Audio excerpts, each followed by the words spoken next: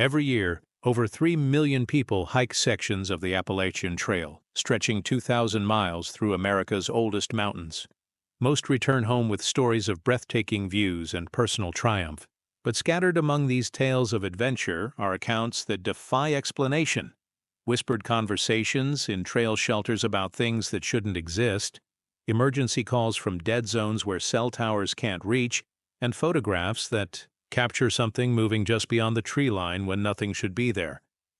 In 2019, an experienced hiker named Marcus Chen disappeared for 18 hours near Blood Mountain in Georgia. When search and rescue found him, he was sitting calmly beside the trail, claiming he had never left the path. His GPS tracker told a different story, showing him traveling 47 miles in a perfect circle through terrain that doesn't exist on any map. Marcus insists he only walked for 20 minutes before stopping to rest. The most disturbing part: his water bottles were still full, his boots showed no signs of the rocky terrain he supposedly crossed, and his camera contained photos of landscapes that park rangers couldn't identify despite decades of experience in these mountains. This isn't an isolated incident. From Maine to Georgia, the Appalachian Trail holds secrets that have persisted for centuries, witnessed by Cherokee tribes who considered certain peaks forbidden, documented by early settlers who spoke of pale figures moving through the woods, and now recorded by modern hikers whose technology captures what their minds struggle to accept. Some call them legends, others dismiss them as imagination. But the evidence is mounting. The patterns are undeniable, and the truth might be more terrifying than anyone wants to admit. What if the wilderness isn't as empty as we believe? What if something ancient still walks these trails, and we're the ones trespassing in their domain?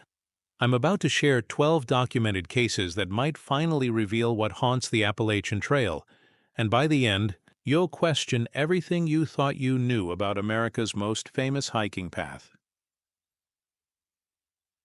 Welcome to Verified Fears, where we investigate the stories that refuse to stay buried. Hit that subscribe button if you're ready to face the truth, because once you hear these accounts, you'll never look at the mountains the same way again. The trail is calling, but something else is calling back. Story 1. The Whistling Woman. The Cherokee called her Asgaya Gigage, the whistling spirit who sang lost souls into the darkness. For over 2 centuries, hikers along the Appalachian Trail have reported hearing a woman's voice drifting through the trees, always beautiful, always haunting, and always leading them away from safety. What makes this legend particularly disturbing is how consistent the reports remain across generations, and how modern technology has finally captured what our ancestors could only describe in whispered warnings around dying campfires. Sarah Mitchell thought she knew these mountains. As a seasoned trail guide with over 15 years of backcountry experience, she had led hundreds of hikers through the wilderness areas of North Carolina and Tennessee. On October 13, 2019, she was conducting a solo scouting trip along a remote section near Clingman's Dome when she first heard the melody. It started as a faint humming, so subtle she initially mistook it for wind moving through the trees. But wind doesn't carry perfect pitch, and it certainly doesn't weave itself into lullabies that seem to know your name. The voice grew stronger as evening approached, transforming from wordless humming into a crystal-clear soprano that seemed to emanate from everywhere and nowhere at once. Sarah described it as the most beautiful sound she had ever heard, like a mother singing her child to sleep, but tinged with an ancient sadness that made her chest tighten with inexplicable grief. She found herself drawn off the marked trail, following narrow deer paths that seemed to appear just as she needed them, winding deeper into sections of forest she had never seen, despite decades of exploring these mountains. What happened next defies rational explanation. Sarah's GPS unit, which had been functioning perfectly all day, began showing her location as a blank void. Her compass spun wildly before settling on magnetic north, then slowly rotating to point in the direction of the singing. Most unsettling of all, her satellite emergency beacon, a device designed to work anywhere on Earth, could not acquire a signal despite the clear sky above the forest canopy. She was effectively cut off from the outside world, following a voice that grew more insistent with each passing minute. The melody began to change as full darkness fell. The maternal comfort dissolved into something hungrier, more urgent. Sarah realized she had been walking for over 3 hours without rest, driven by a compulsion she couldn't explain or resist. Her headlamp illuminated familiar landmarks that shouldn't exist in this part of the forest. Rock formations from trails she had hiked years ago, now impossibly transplanted to this unknown location. The singing woman seemed to be reshaping the very landscape around her, creating a maze where Sarah's expertise meant nothing. Then came the moment that still haunts her dreams. The voice stopped abruptly, leaving a silence so complete that Sarah could hear her own heartbeat echoing off the trees. In that void, she heard something else, the sound of breathing that wasn't her own, coming from directly behind her shoulder. When she spun around, her headlamp caught a glimpse of pale fabric disappearing behind a massive oak tree, but it was the footprints in the soft earth that made her blood freeze. They were human in shape, but wrong in every other detail. Too long, too narrow, with what appeared to be claw marks where toes should be. Sarah ran. Her 15 years of wilderness experience evaporated into pure animal panic as she crashed through underbrush, following her own backtrail by instinct more than sight. The singing resumed behind her, but now it carried notes of amusement, as if her terror was exactly what the voice had been waiting for. Every time she looked back, she caught glimpses of movement in her peripheral vision, something pale and impossibly tall keeping pace with her through the trees, never quite visible, but always present. She reached her truck at dawn, though she had no memory of finding the main trail or covering the final miles. Her hiking boots were shredded, her clothes torn by thorns that had left no marks on her skin. Most disturbing of all, her camera contained 47 photographs she had no memory of taking. Images of her own face illuminated by the camera flash, but reflected in surfaces that shouldn't exist deep in the forest.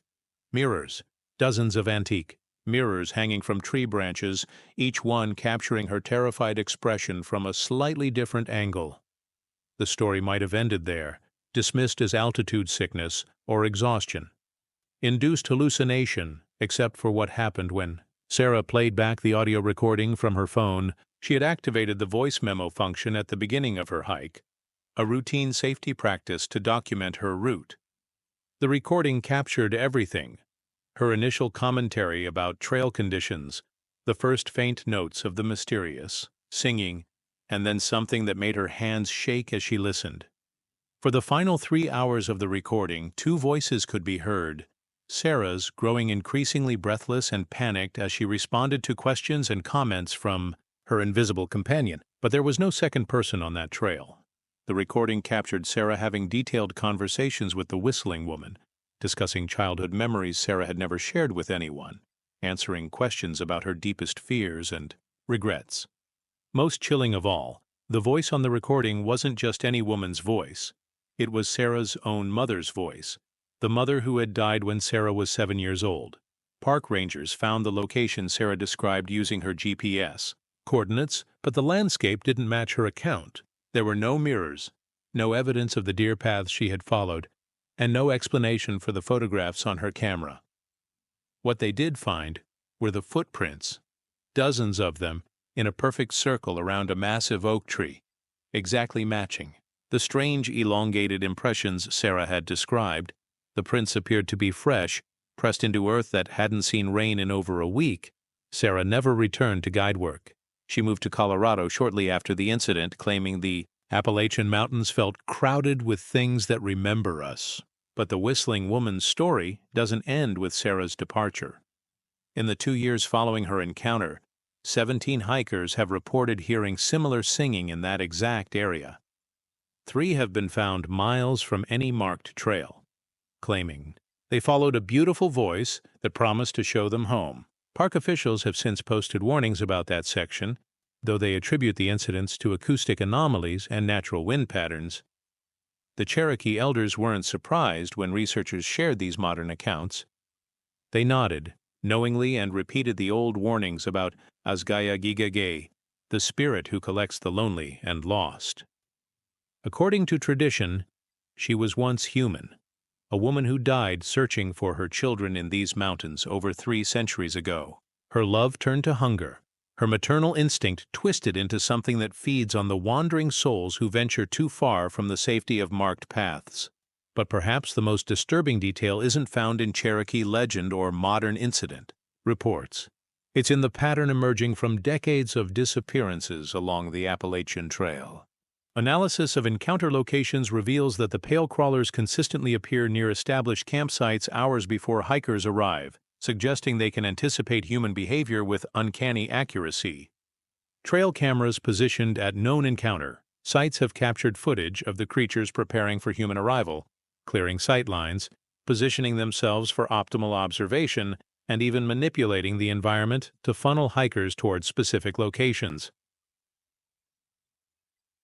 The psychological impact on witnesses is consistent and severe. Every person who has had extended contact with the pale crawlers reports the same recurring nightmare, being pursued through endless underground tunnels by something that moves with inhuman speed while perfectly mimicking their own movements. Several witnesses have required psychological counseling, claiming they can no longer sleep in darkness without feeling watched by invisible eyes. Perhaps most terrifying is the pattern emerging from missing persons cases in areas where the pale crawlers have been sighted. Unlike typical wilderness disappearances, these cases share common characteristics that suggest predation rather than accidental death. The missing hikers were all experienced outdoors enthusiasts who vanished from established trails during daylight hours. Their abandoned gear shows evidence of careful examination, items arranged in the same methodical patterns observed at creature encounter sites. Search and rescue operations in these areas have been complicated by the discovery of elaborate tunnel systems that don't appear on any geological surveys. The tunnels are too narrow for normal human navigation, but perfectly sized for creatures that move on all fours. Most disturbing, the tunnels contain evidence of recent habitation. Smooth stone surfaces worn by repeated contact, chambers large, enough to hold human-sized objects, and scratch marks that suggest territorial marking. The pale crawlers represent something far more threatening than a simple cryptid sighting. They demonstrate intelligence, coordination, and an apparent fascination with human behavior that suggests predatory study rather than mere curiosity. Their presence along the Appalachian Trail isn't random. It's strategic, positioning them to observe and potentially interact with the thousands of hikers who traverse these mountains each year. What makes them truly terrifying isn't their appearance or even their behavior. It's the growing evidence that they're learning from each encounter, becoming more sophisticated in their understanding of human patterns and vulnerabilities. The question isn't whether they exist, but what they're preparing for as they continue their patient study of our species. Every hiker who ventures into their territory becomes an unwitting research subject, contributing to their expanding knowledge of human behavior and capabilities. The pale crawlers are still out there, moving through the darkness between marked trails, watching and learning with each passing season. They represent an intelligence that predates our understanding of these mountains, something that has been waiting in the shadows for us to venture deep enough into their domain to become subjects of their endless, patient curiosity. Story 2. The Pale Crawlers. Deep in the Virginia wilderness, where the Appalachian Trail winds through some of its most isolated stretches, something moves through the underbrush that shouldn't exist. They call them the Pale Crawlers, humanoid figures that navigate the forest floor on all fours with an unnatural grace that defies human anatomy. Unlike the folklore creatures of local legend, these entities have been documented by trail cameras, witnessed by dozens of hikers, and studied by researchers who refuse to publicly discuss their findings. What makes the pale crawlers particularly terrifying isn't just their appearance, it's their intelligence, their territorial behavior, and their apparent fascination with human movement patterns. The first confirmed sighting occurred in November 2017, when veteran hiker James Rodriguez was completing a section hike through Shenandoah National Park. Rodriguez had been hiking solo for over 20 years, documenting wildlife behavior for a nature photography blog that had earned him recognition among outdoor enthusiasts. He was familiar with every animal that inhabited these mountains, from black bears to the occasional mountain lion, but nothing in his experience prepared him for what he encountered during a routine evening at his campsite near Skyland Resort.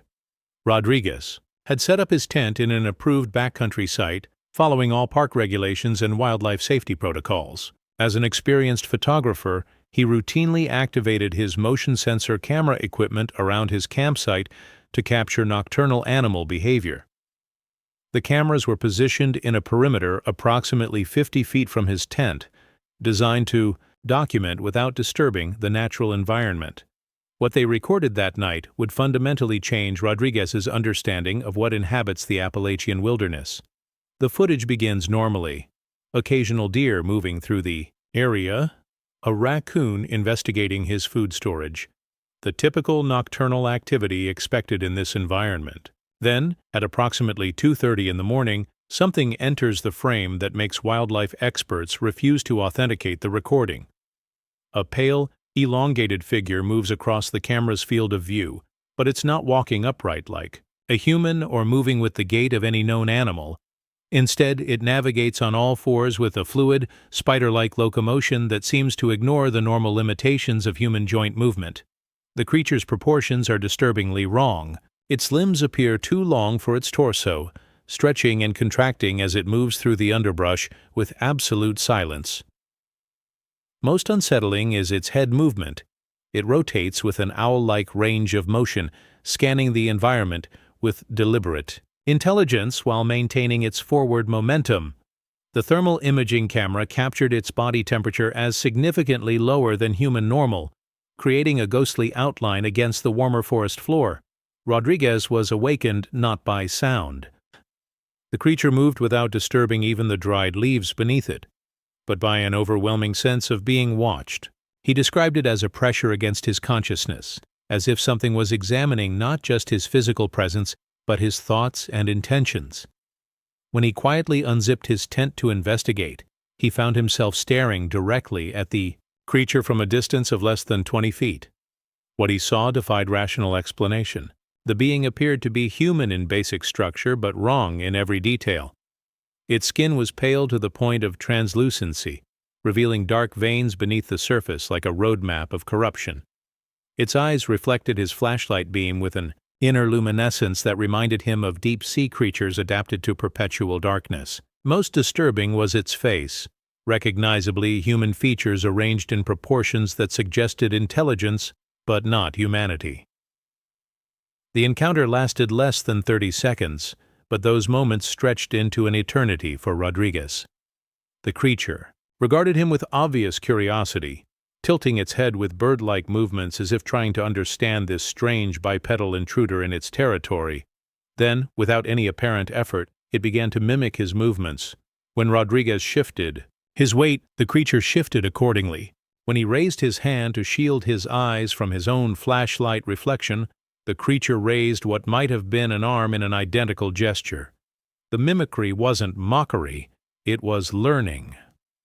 Rodriguez realized with growing horror that the creature was studying him, cataloging his movements and responses with the methodical patience of a predator analyzing prey. When he finally worked up the courage to slowly back into his tent, the creature remained motionless, watching him with that terrible intelligence until he zipped the entrance closed and huddled in his sleeping bag, afraid to move until dawn. Chetuo. Trail camera footage revealed the creature's behavior after Rodriguez retreated. For the next 4 hours, it circled his campsite in gradually tightening spirals, always staying just outside the range of normal human vision, but clearly visible to the infrared sensors. Most chilling was its apparent fascination with Rodriguez's scent trail. The creature spent extended periods at locations where he had walked, crouched low to the ground as if memorizing his presence through smell and touch. Rodriguez broke camp at first light and hiked directly to the nearest ranger station where his report was filed and quickly buried in bureaucratic procedures. However, his camera footage attracted the attention of Dr. Margaret Chen, a cryptozoologist from Virginia, tech who had been quietly documenting similar encounters for over a decade. What Dr. Chen revealed about the pale crawlers makes Rodriguez's experience part of a much larger and more terrifying pattern. According to Dr. Chen's research, the creatures exhibit territorial behavior that spans multiple states along the Appalachian corridor. They appear to maintain hunting grounds with defined boundaries, marked by scratches on trees and arrangements of stones that form geometric patterns. Most disturbing is their apparent coordination. When one creature encounters a human, others in the area seem to become aware of the intrusion within hours, suggesting a form of communication that researchers don't understand. The creatures. Intelligence extends beyond simple mimicry. Multiple witnesses have reported finding their campsites rearranged during the night, gear moved to different locations, food containers opened and resealed, sleeping bags adjusted to different positions. The changes aren't random vandalism, but deliberate alterations that suggest the creatures are studying human behavior and technology. Some hikers have discovered their backpacks repacked with items arranged in order of apparent importance, as if the creatures were trying to understand the hierarchy of human survival needs. Dr. Chen's most disturbing finding involves the creatures' apparent ability to predict human movement patterns. Analysis of encounter locations reveals that the pale crawlers consistently appear near established campsites hours before hikers arrive, suggesting they can anticipate human behavior with uncanny accuracy. Trail cameras positioned at known encounter sites have captured footage of the creatures preparing for human arrival, clearing sight lines, positioning themselves for optimal observation, and even manipulating the environment to funnel hikers toward specific locations. The psychological impact on witnesses is consistent and severe. Every person who has had extended contact with the pale crawlers reports the same recurring nightmare: being pursued through endless underground tunnels by something that moves with inhuman speed while perfectly mimicking their own movements. Several witnesses have required psychological counseling, claiming they can no longer sleep in darkness without feeling watched by invisible eyes. Perhaps most terrifying is the pattern emerging from missing persons cases in areas where the pale crawlers have been sighted. Unlike typical wilderness disappearances, these cases share common characteristics that suggest predation rather than accidental death. The missing hikers were all experienced outdoors enthusiasts who vanished from established trails during daylight hours. Their abandoned gear shows evidence of careful examination, items arranged in the same methodical patterns observed at creature encounter sites. Search and rescue operations in these areas have been complicated by the discovery of elaborate tunnel systems that don't appear on any geological surveys. The tunnels are too narrow for normal human navigation, but perfectly sized for creatures that move on all fours.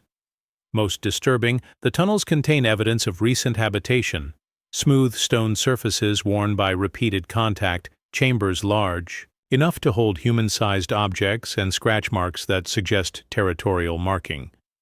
The pale crawlers represent something far more threatening than a simple cryptid sighting. They demonstrate intelligence, coordination, and an apparent fascination with human behavior that suggests predatory study rather than mere curiosity. Their presence along the Appalachian Trail isn't random, it's strategic, positioning them to observe and potentially interact with the thousands of hikers who traverse these mountains each year. What makes them truly terrifying isn't their appearance or even their behavior. It's the growing evidence that they're learning from each encounter, becoming more sophisticated in their understanding of human patterns and vulnerabilities. The question isn't whether they exist, but what they're preparing for as they continue their patient study of our species. Every hiker who ventures into their territory becomes an unwitting research subject, contributing to their expanding knowledge of human behavior and capabilities. The pale crawlers are still out there, moving through the darkness between marked trails, watching and learning with each passing season. They represent an intelligence that predates our understanding of these mountains, something that has been waiting in the shadows for us to venture deep enough into their domain to become subjects of their endless patient curiosity. Story 3. The Time Slips. Time is supposed to be constant, flowing forward at an unchanging pace that governs every aspect of our existence. But along certain sections of the Appalachian Trail, this fundamental law of reality becomes negotiable. Hikers enter these zones expecting a routine day on the trail and emerge hours, days, or even weeks later with no memory of the missing time. Others experience the opposite, living through days of hiking only to discover that minutes have passed in the outside world. These aren't simple cases of disorientation or altitude sickness. These are documented temporal anomalies that challenge our understanding of space and time itself, and they're becoming more frequent with each passing year. Dr. Elena Vasquez, first, encountered the phenomenon during what should have been a straightforward research expedition in the Blue Ridge Mountains of Virginia. As a quantum physicist from Johns Hopkins University, she was conducting experiments on gravitational time dilation using atomic clocks positioned at different elevations along the trail. Her research was routine, measuring minute variations in time's passage at different altitudes to confirm Einstein's theories of relativity. What she discovered instead was evidence that time itself is broken in specific locations along the Appalachian corridor. On September 15, 2018, Dr. Vasquez positioned synchronized atomic clocks at 5 different points along a 12-mile section of trail near Shenandoah National Park. These devices are accurate to within 1 second every 15 billion years, making them perfect instruments for detecting even the smallest temporal variations. Her plan was simple: hike between the clock positions over a 3-day period, recording their readings to document the expected time dilation effects of elevation changes. The first anomaly occurred at mile marker 47, where a dense grove of ancient oak trees creates a natural cathedral of interwoven branches. Dr. Vasquez approached this location at exactly 2:15 in the afternoon, according to her GPS watch, which was synchronized with the atomic clock network. She spent what felt like 10 minutes examining the area, taking photographs and environmental readings before continuing to the next measurement point. When she arrived at mile marker 49, her synchronized equipment showed a discrepancy that defied explanation. According to every timepiece she carried, including her GPS watch, smartphone, and backup chronometer, she had spent 3 hours and 47 minutes covering the 2-mile distance between markers. But Dr. Vasquez's own perception of time insisted that only 10 minutes had passed. More disturbing, her camera's timestamp function recorded photographs taken during those missing hours. Images she had no memory of capturing, showing locations she had never seen despite hiking this trail section multiple times during her research preparation. The photographs revealed impossible landscapes, the same oak grove from dozens of different angles, but showing seasonal changes that couldn't exist simultaneously. Some images showed the trees in full autumn foliage, while others captured them bare of leaves, as if winter had touched only certain branches. Most unsettling were the photographs that appeared to show Dr. Vasquez herself, taken from angles suggesting someone else was holding her camera, documenting her movements through those lost hours. Determined to understand what had happened, Dr. Vasquez returned to the same location the following day with additional monitoring equipment. This time, she positioned motion sensor cameras throughout the oak grove and carried a digital voice recorder to document her experiences. What the equipment captured during her second visit provided evidence of temporal distortion that challenged the fundamental nature of reality itself.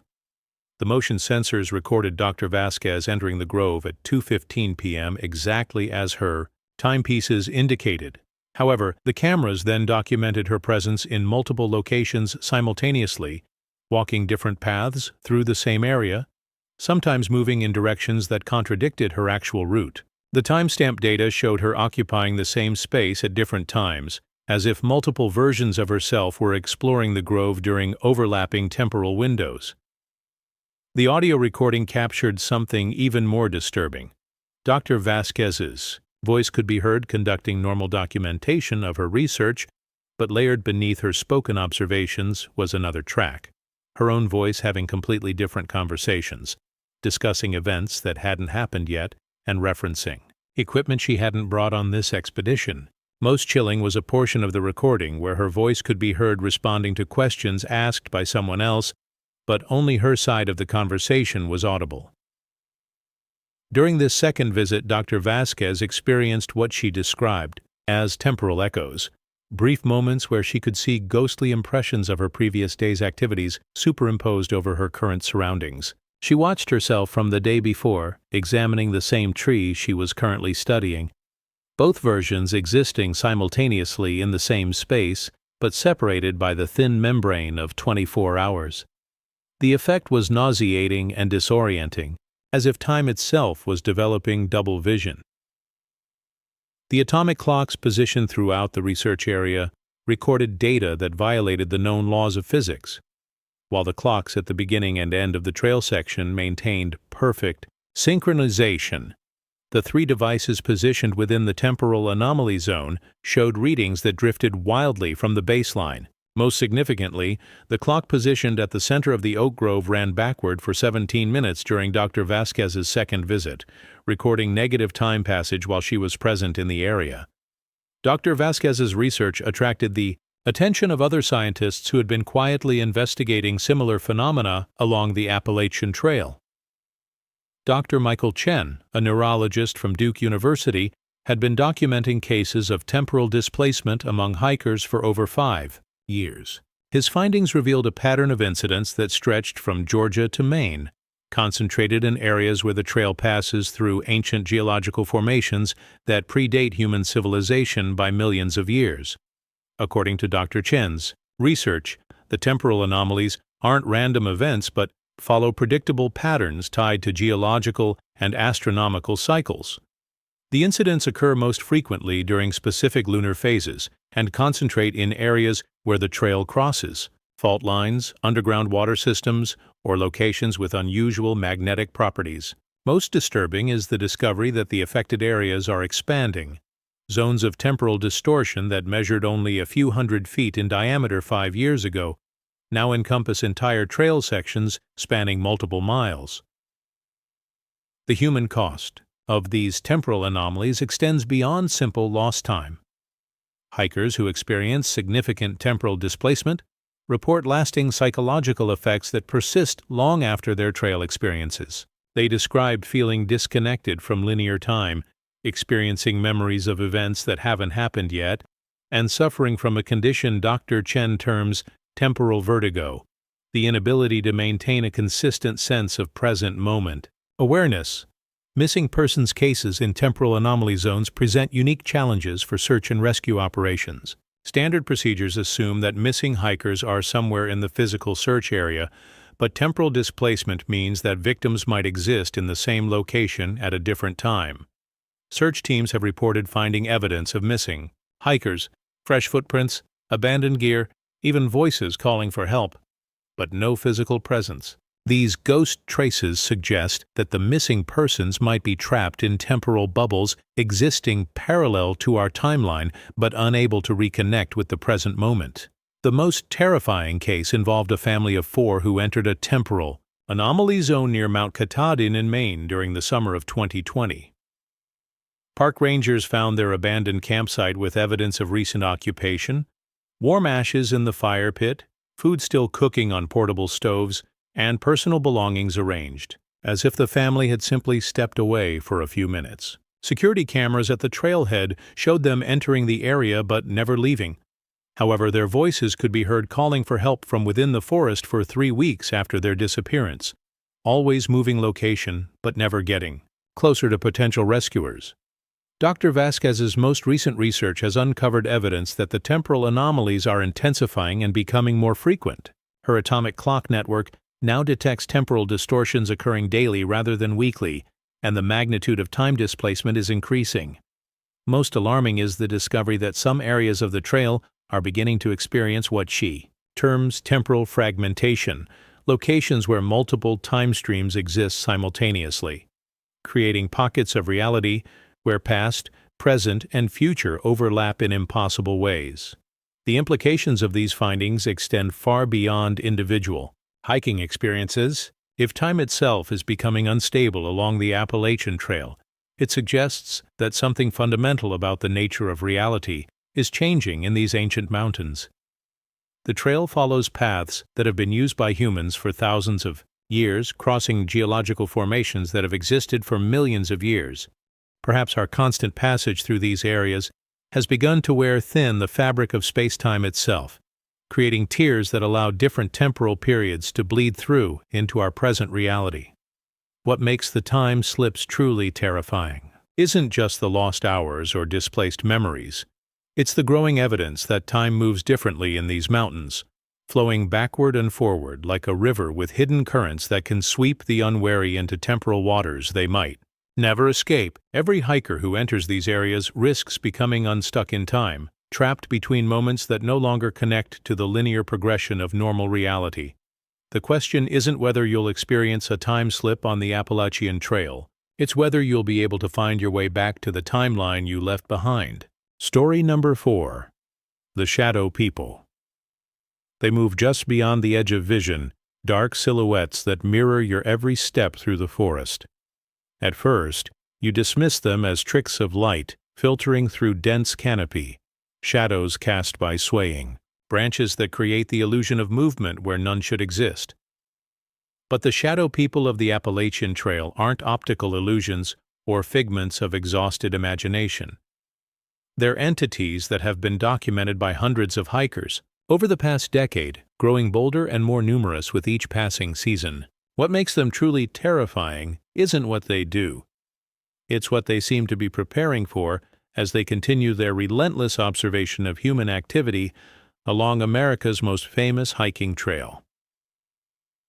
Rebecca Torres learned about the shadow people during what was supposed to be a therapeutic solo hike following her divorce. As a trauma counselor from Atlanta, she understood the healing power of wilderness solitude and had chosen a remote section of the trail in North Georgia specifically for its reputation as a place of peace and reflection. She was seeking isolation to process her life changes, but what she found was the unsettling sensation of constant companionship from entities that maintained perfect parallel movement just beyond her ability to observe them directly. The first sign appeared on her second day during a routine rest stop at Neal's Gap. Rebecca had positioned herself on a rock outcropping that provided panoramic views of the surrounding forest, using the elevated vantage point to photograph the autumn foliage for her personal journal. While reviewing the images on her camera's display screen, she noticed something that made her question her own perception of reality. In every photograph that captured forest depths, dark vertical shapes appeared among the trees, too tall and narrow to be natural shadows, too consistent in their positioning to be random light patterns.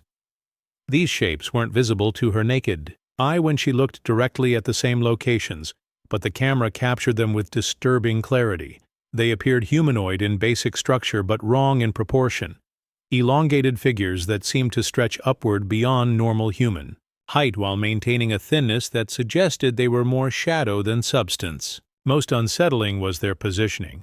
They appeared to be observing her from multiple angles simultaneously, creating a surveillance network that encompassed her entire rest area. Rebecca initially dismissed the photographic anomalies as camera malfunctions or digital artifacts, but the pattern became impossible to ignore as she continued her hike. Every photograph she took contained the same dark figures, always positioned at the edges of the frame, always oriented toward her location. They appeared in images taken at different times of day, in varying light conditions, and from different camera angles. The consistency suggested intelligence rather than random occurrence. These entities were deliberately positioning themselves to remain just outside direct observation while maintaining constant visual contact with her movements. The psychological impact began subtly. Rebecca found herself constantly checking over her shoulder, responding to peripheral movement that vanished the moment she turned to investigate. The sensation of being watched became so intense that she started taking photographs specifically to document what her eyes couldn't directly perceive. The camera revealed a disturbing truth. The shadow people weren't just observing her, they were coordinating their movements to maintain optimal surveillance angles as she progressed along the trail. By her third day, the entity's behavior had evolved from passive observation to active interaction. Rebecca discovered that the shadow people responded to her movements with uncanny precision. When she stopped to rest, they stopped. When she changed direction, they adjusted their positions accordingly. Most disturbing was their apparent ability to anticipate her decisions. The camera captured them moving to new positions before she had consciously decided to change her route, as if they could read her intentions before she acted on them. Breakthrough in understanding their nature came when Rebecca accidentally left her camera recording while taking an extended lunch break. The 47-minute video file revealed behavior that transformed her perception of these entities from mysterious phenomena to organized intelligence. The shadow people didn't simply maintain static observation. They communicated with each other through movements that resembled a complex form of nonverbal language. The recorded footage showed the dark figures shifting positions in coordinated patterns that followed no natural explanation. When one entity moved closer to Rebecca's location, others adjusted their positions to maintain sightlines and coverage angles. They appeared to be sharing information about her behavior, equipment, and physical capabilities through gestural communications that suggested sophisticated intelligence and planning. Most chilling was a sequence where the entities seemed to be practicing formations, rehearsing coordinated movements for unknown purposes. Rebecca's growing paranoia was validated when she attempted to deviate from established trail routes. Every time she considered leaving the marked path, whether to investigate interesting rock formations or to find private camping spots, the shadow people increased their activity levels dramatically. The camera captured them moving with urgent purpose, repositioning themselves to block potential escape routes and funnel her back toward the main trail. Their behavior suggested they weren't just observing her journey, but actively managing it, according to criteria she couldn't understand. The entity's influence extended beyond visual stalking.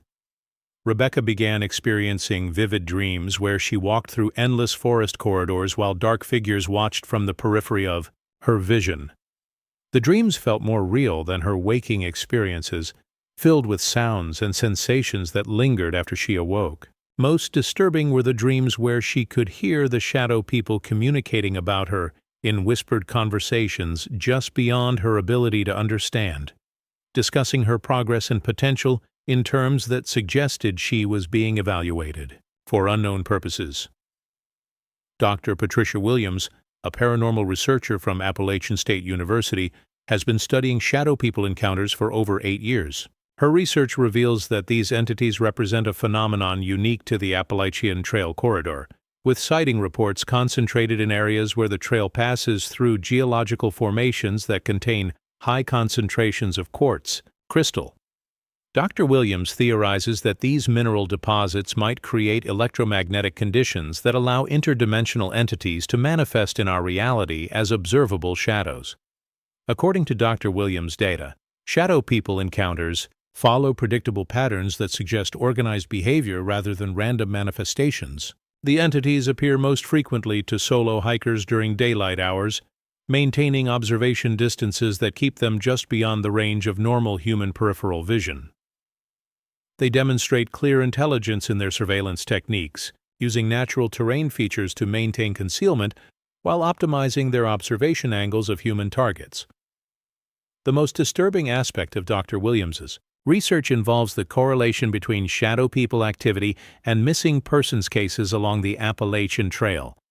Analysis of disappearance patterns reveals that hikers who report extensive shadow people encounters are significantly more likely to vanish within 72 hours of their initial sighting.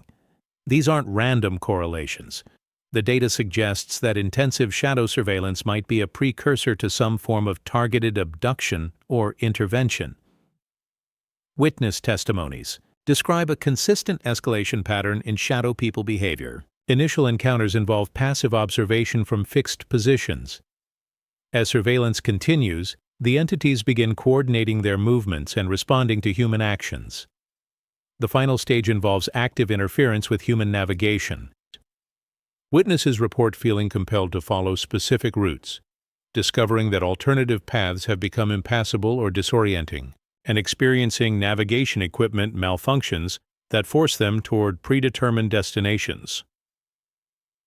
Rebecca's experience reached this final stage on her 4th day, when her GPS device began providing directions that didn't match her intended route.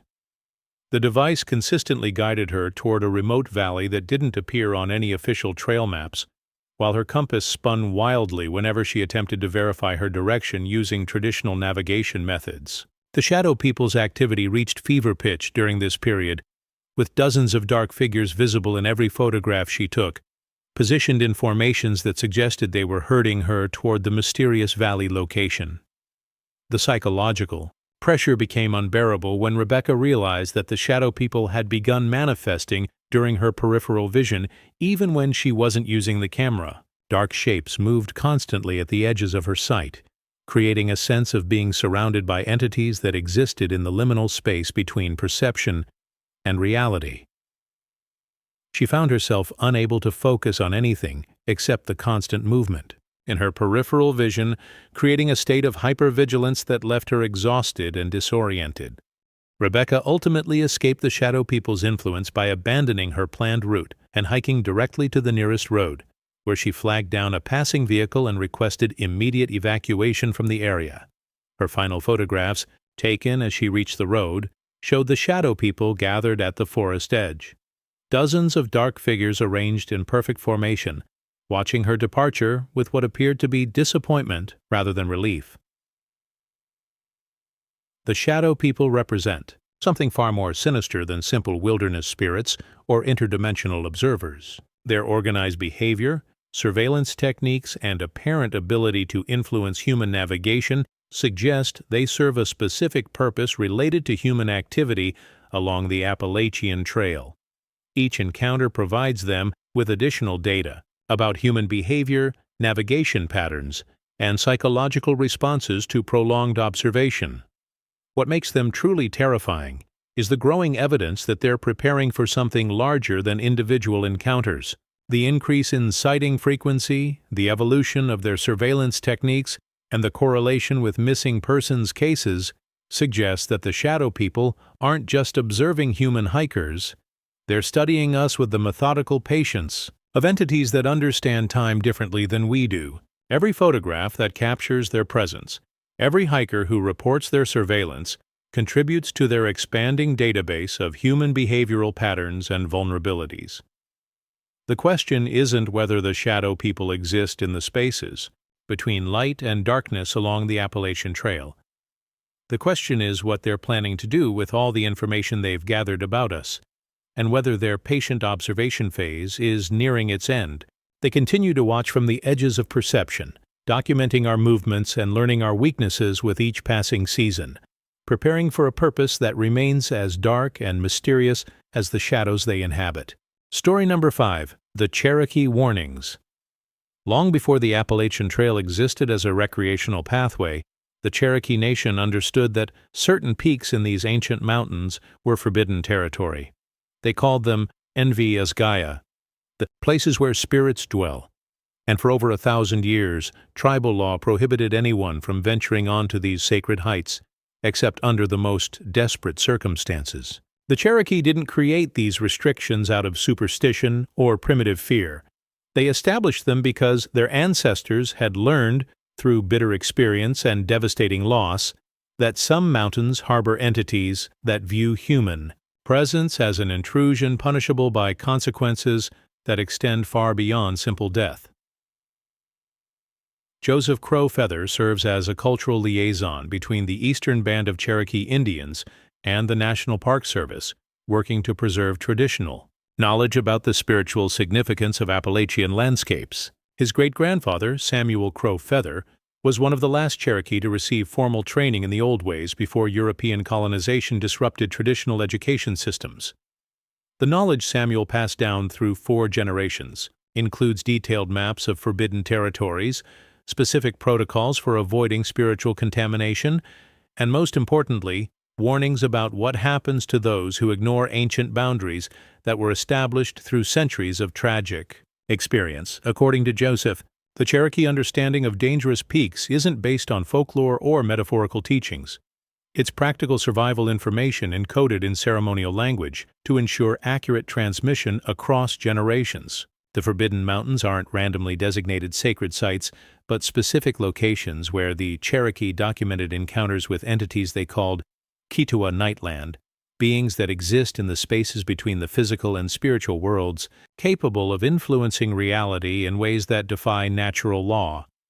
The most extensively documented Forbidden Peak lies along what is now the Appalachian Trail in the Great Smoky Mountains, where Clingman's Dome rises above the surrounding forest like a massive burial mound.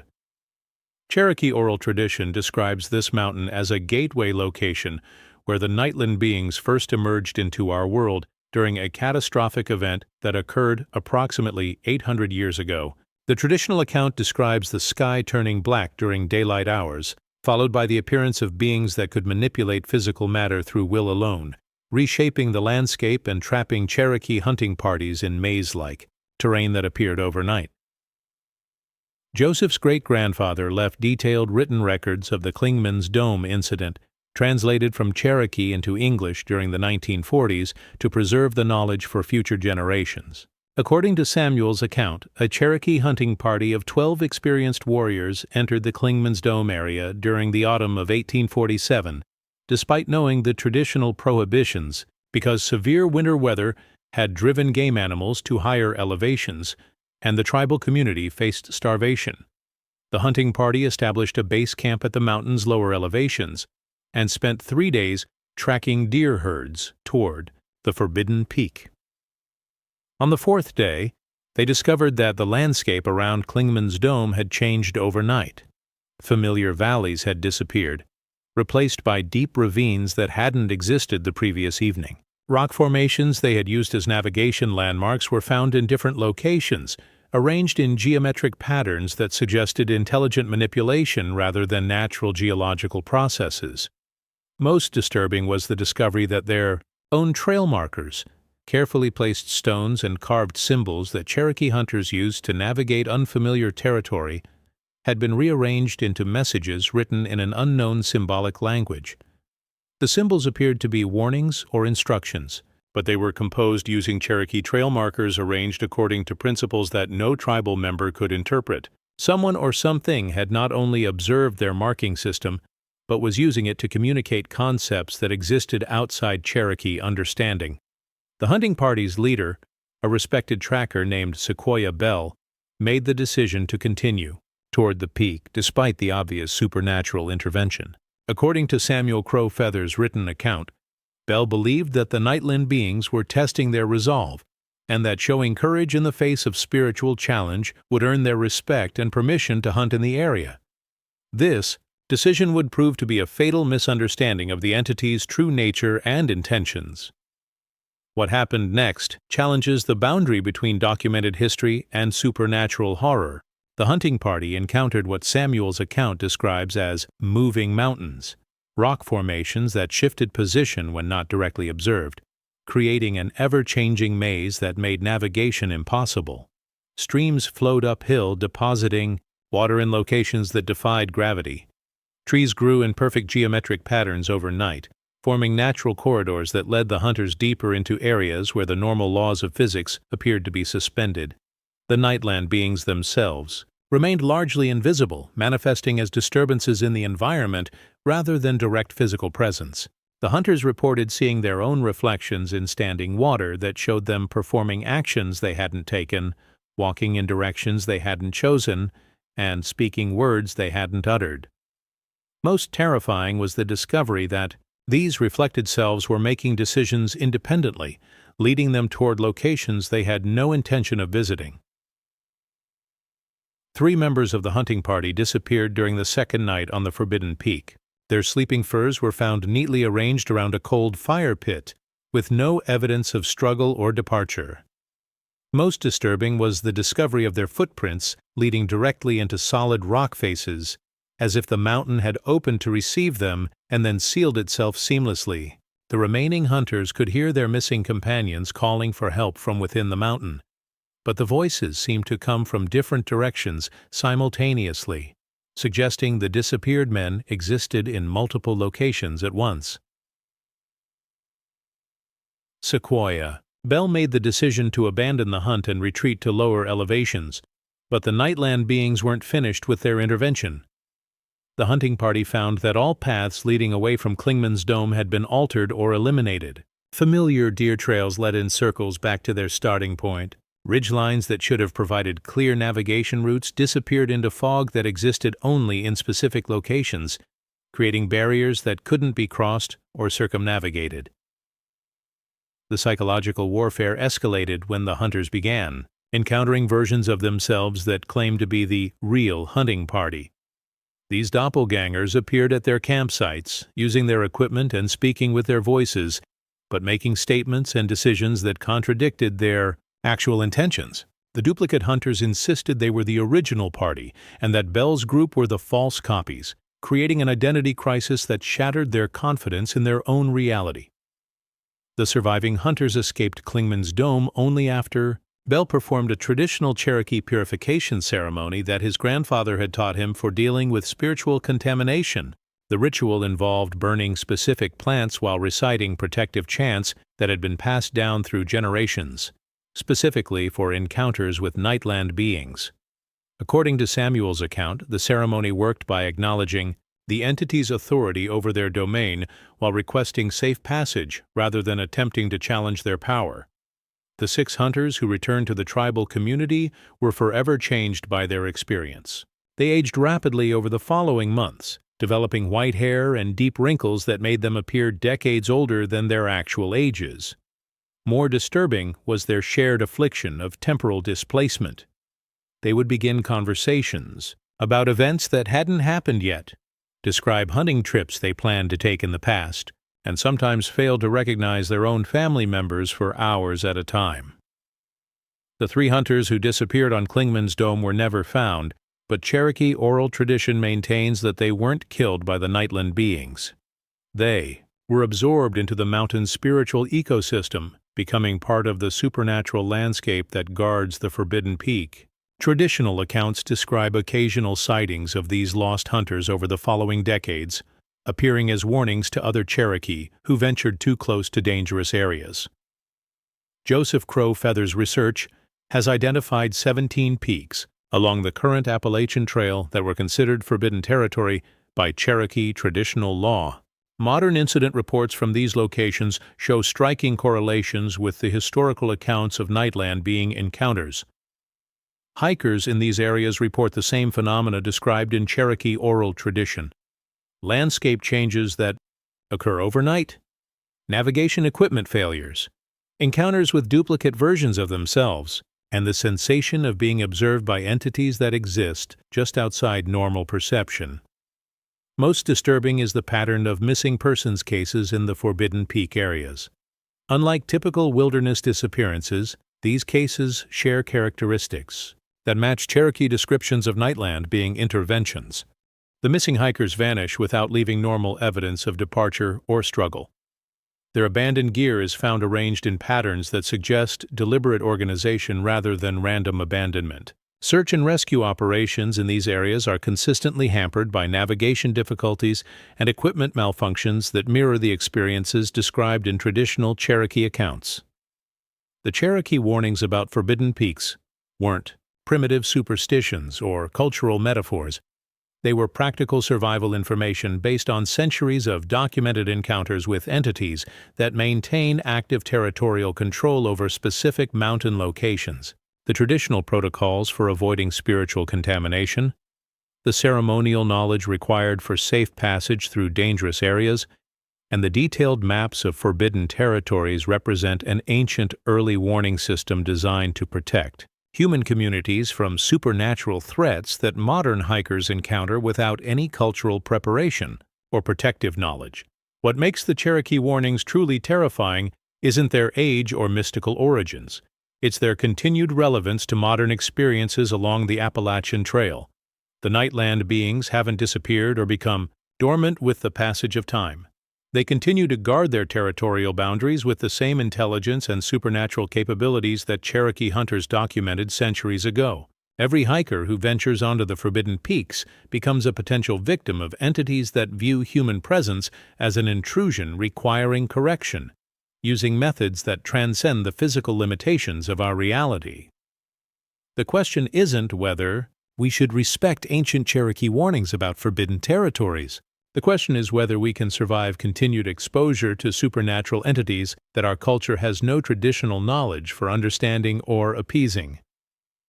The Cherokee spent centuries learning to coexist with the nightland beings through careful avoidance and respectful acknowledgement of their authority.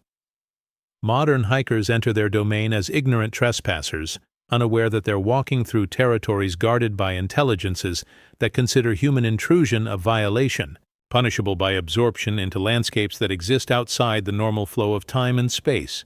Story number 6. The Lost Colony Connection.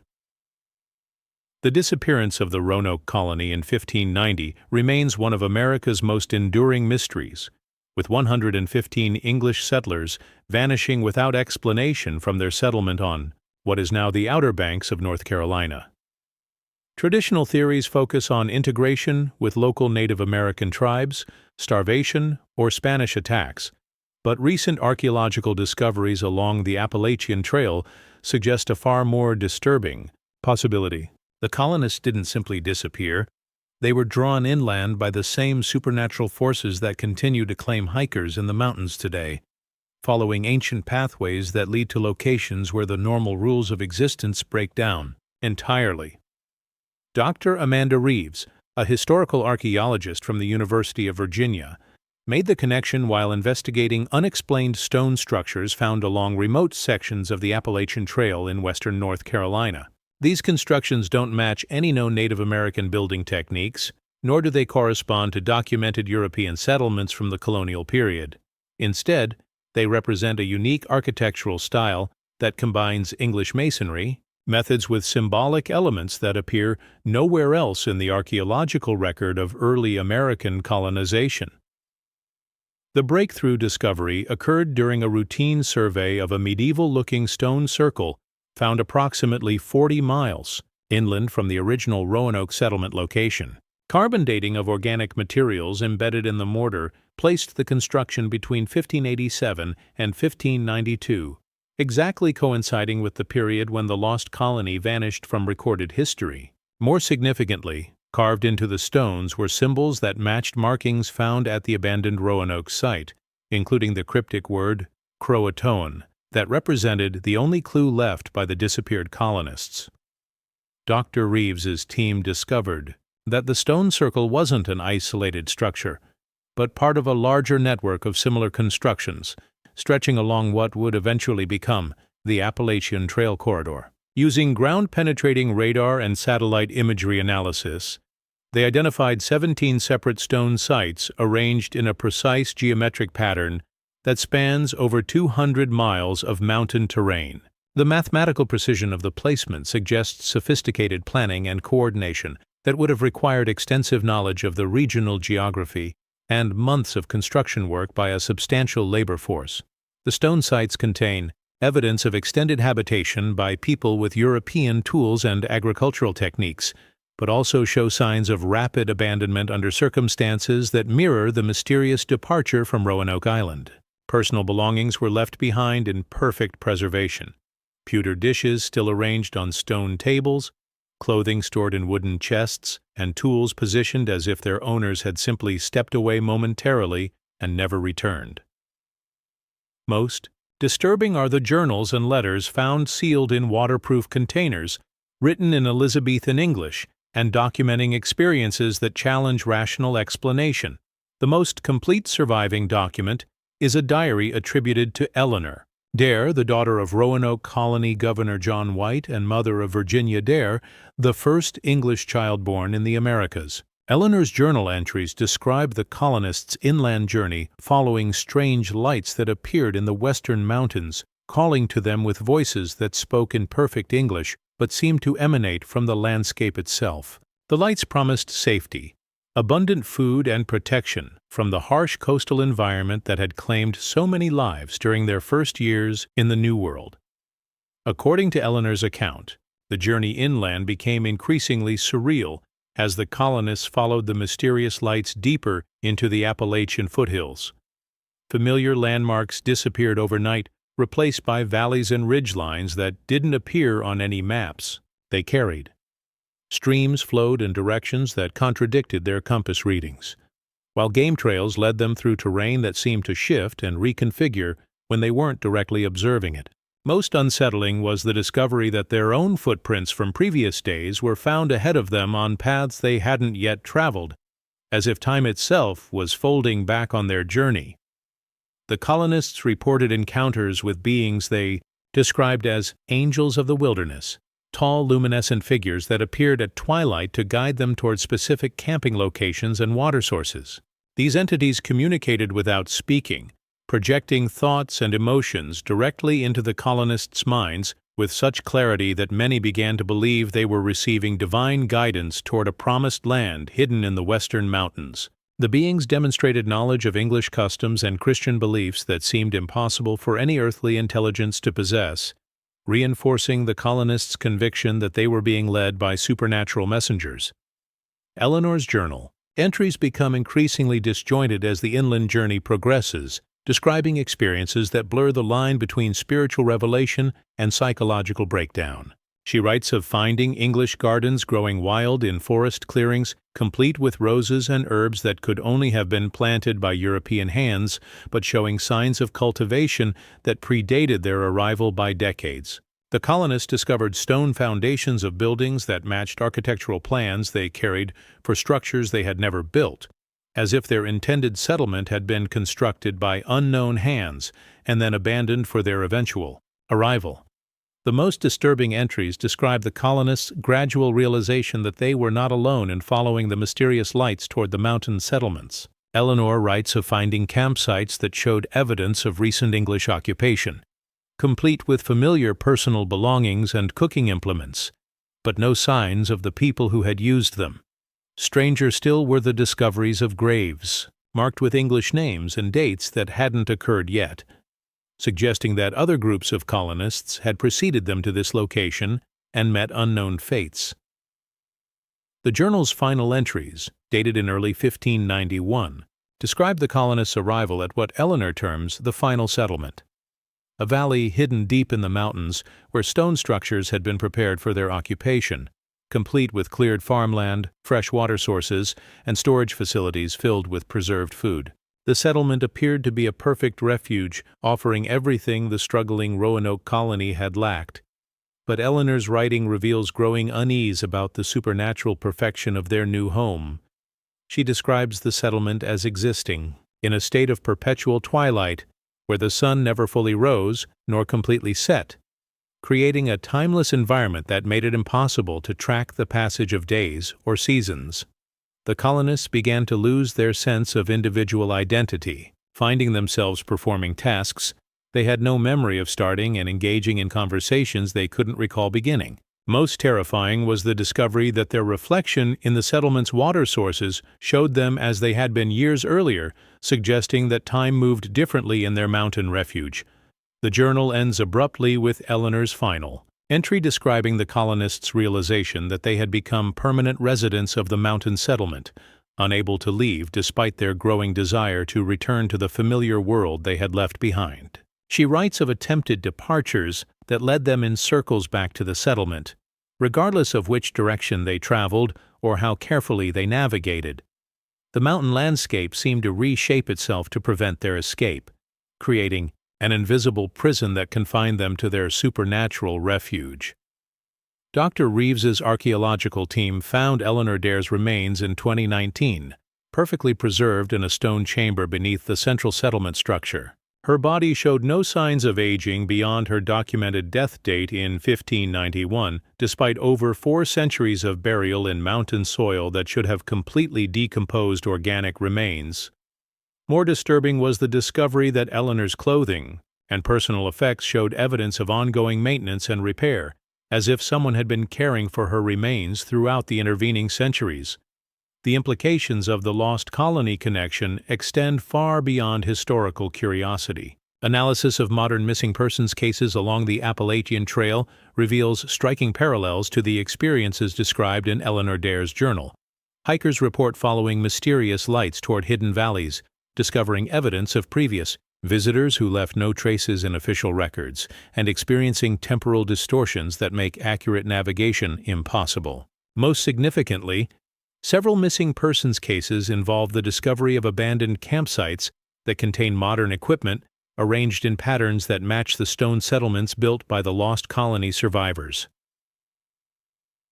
Ground-penetrating radar surveys of the 17 lost colony stone sites have revealed extensive underground chamber systems that connect the surface structures in a vast network spanning hundreds of miles. These subterranean passages contain evidence of ongoing occupation, including fresh air circulation, maintained pathways, and storage areas that show signs of recent use. Most disturbing are the chambers that contain modern hiking equipment, camping gear, and personal belongings that match items reported missing in contemporary disappearance cases. The Lost Colony stone sites appear to be active collection points where the same supernatural forces that drew the Roanoke colonists inland continue to attract modern hikers toward hidden settlements that exist outside normal time and space. The beings that Eleanor Dare described as angels of the wilderness continue to guide lost travelers toward mountain refuges that promise safety and sustenance, but trap their residents in timeless environments that prevent return to the outside world. What makes the Lost Colony connection truly terrifying isn't the historical mystery of what happened to the disappeared colonists. It's the evidence that the same supernatural system continues to operate along the Appalachian Trail today. The mysterious lights, the guiding entities, the hidden settlements, and the temporal distortions that claim the Roanoke colonists represent an ongoing supernatural infrastructure that has been collecting human populations for over 4 centuries. Each missing hiker becomes part of a growing community of displaced individuals trapped in mountain settlements that exist parallel to our reality but remain forever separated from the world they left behind. The question isn't whether the Lost Colony solved the mystery of their disappearance by finding sanctuary in the Appalachian Mountains. The question is, how many modern hikers have joined Eleanor Dare and her fellow colonists in settlements that offer eternal refuge at the cost of eternal imprisonment, and whether the supernatural forces that collected the Roanoke colonists are expanding their operations to accommodate the growing number of people drawn to these ancient mountains in search of solitude and spiritual renewal. Story number 7. The Underground Network. Beneath the familiar trails and scenic overlooks of the Appalachian Mountains lies a vast network of caves and tunnels that doesn't appear on any geological survey or speleological map. These aren't natural limestone caverns carved by millennia of water erosion, nor are they abandoned mining operations from America's industrial past. Instead, they represent an artificial underground system that spans the entire length of the Appalachian Trail, connecting distant locations through passages that demonstrate engineering capabilities far beyond anything documented in the historical record of human habitation in these mountains. Dr. Marcus Thompson first discovered evidence of the network while conducting routine geological surveys for the National Park Service in Shenandoah National Park during the summer of 2020. As a professional cave mapper with over 20 years of experience documenting underground systems throughout the eastern United States, Thompson had developed sophisticated techniques for identifying hidden caverns using ground-penetrating radar and seismic analysis. What his equipment detected beneath Section Hiker's Paradise near Skyland Resort defied everything he understood about Appalachian geology. The initial reading suggested a hollow space approximately 40 feet below the trail surface, extending in a perfect straight line for over 3 miles through terrain that should have been solid bedrock. The dimensions indicated a tunnel large enough for human passage, but the acoustic properties suggested artificial construction rather than natural formation. Most puzzling was the complete absence of any historical documentation for excavation. Work in this area, despite the massive undertaking that creating such a tunnel would have required.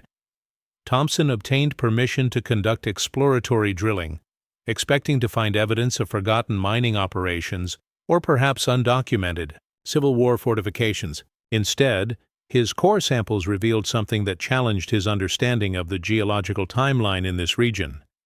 The tunnel walls appeared to be lined with a material that resembled concrete but contained mineral compositions that didn't match any known construction techniques. Carbon dating of organic materials embedded in the lining produced results that predated European colonization by centuries, suggesting the tunnels were constructed long before any documented human engineering projects in the Appalachians. But the breakthrough came when Thompson's drilling equipment broke through into the tunnel space, immediately detecting air circulation that indicated the passage was part of a much larger ventilation system. When he lowered fiber optic cameras into the opening, the footage revealed a construction marvel that shouldn't exist beneath the Appalachian wilderness. The tunnel extended beyond the range of his lighting equipment in both directions, featuring perfectly smooth walls, a level floor, and architectural details that suggested sophisticated planning and execution. Most disturbing was the evidence of recent use. The tunnel floor showed clear pathways worn by repeated foot traffic, and the walls contained mounting brackets for torches or lighting systems that had been maintained within recent decades. Thompson's cameras detected side passages branching off from the main tunnel at regular intervals, creating a network of intersecting corridors that implied a vast underground infrastructure hidden beneath the seemingly pristine wilderness of the national park. Thompson's initial exploration of the tunnel system revealed artifacts that shouldn't exist in this location or time period. Stone carvings along the walls depicted symbols that resembled a mixture of Native American petroglyphs and European architectural ornaments, but arranged in patterns that suggested a cultural fusion that had no historical precedent in this region. More unsettling were the tool marks on the tunnel walls, showing evidence of cutting implements that left patterns unlike anything produced by known mining or excavation equipment. The tunnel system extended far beyond Thompson's initial discovery. Sight. Using remote sensing equipment, his team mapped an underground network that connected locations across multiple states, following the approximate route of the Appalachian Trail with remarkable precision. The tunnels appeared to provide subterranean access to every major wilderness area along the trail corridor, creating a hidden transportation system that could allow undetected movement across hundreds of miles of supposedly pristine wilderness. What transformed Thompson's archaeological curiosity into genuine fear was the discovery that the tunnel system wasn't abandoned. Motion sensors placed at the initial entry point detected regular movement within the passages, following patterns that suggested organized activity rather than random wildlife intrusion. The creatures or individuals using the tunnels moved during specific time periods, primarily during the hours between midnight and dawn, and their movement patterns indicated familiarity with the underground geography that suggested long-term habitation.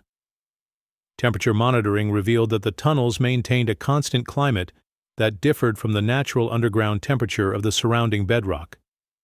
The artificial atmosphere suggested active environmental controls, implying that whatever forces had constructed, the network continued to maintain its operational systems. Most disturbing was the discovery of air circulation patterns that indicated the tunnel system connected to surface openings in remote locations that Thompson's team couldn't access or identify using conventional mapping techniques.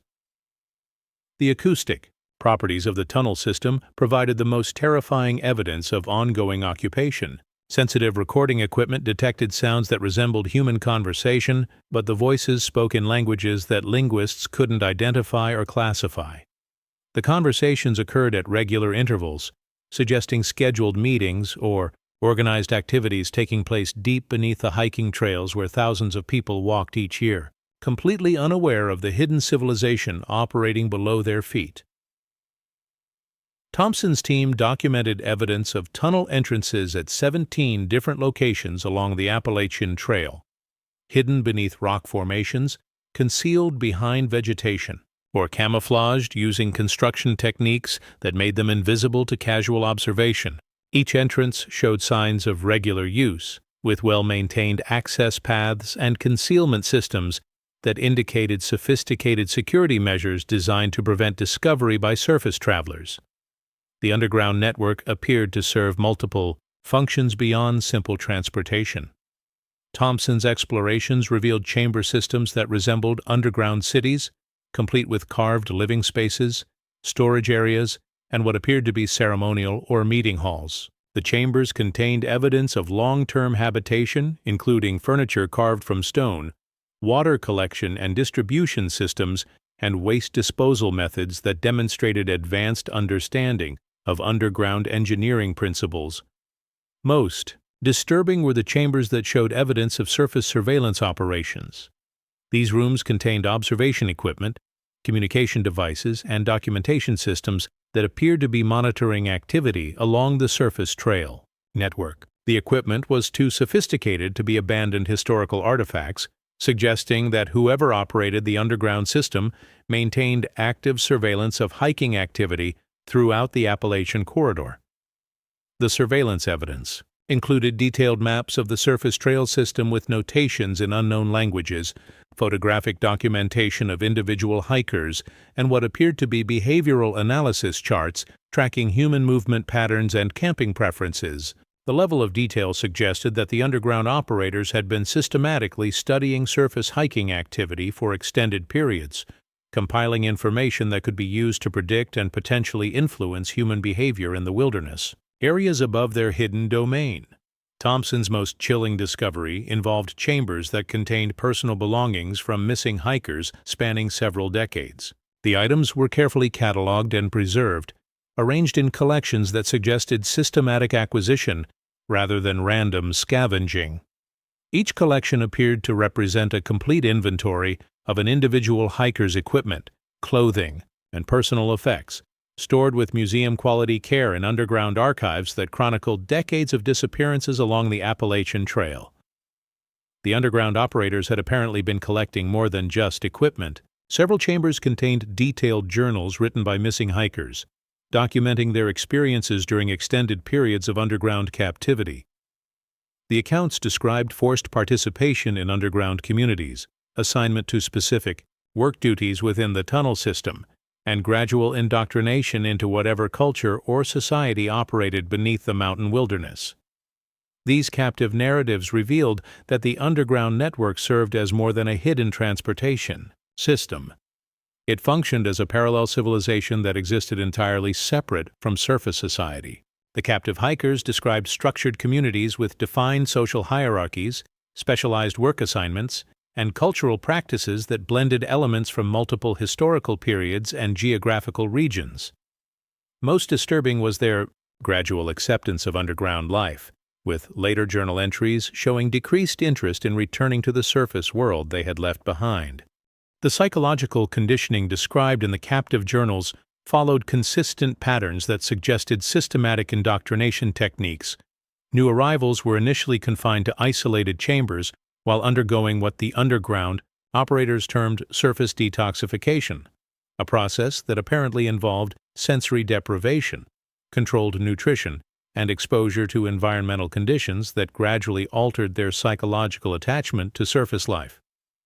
Thompson's research team faced escalating security challenges as their investigation of the underground network progressed. Equipment failures became frequent and appeared to be deliberately caused rather than accidental.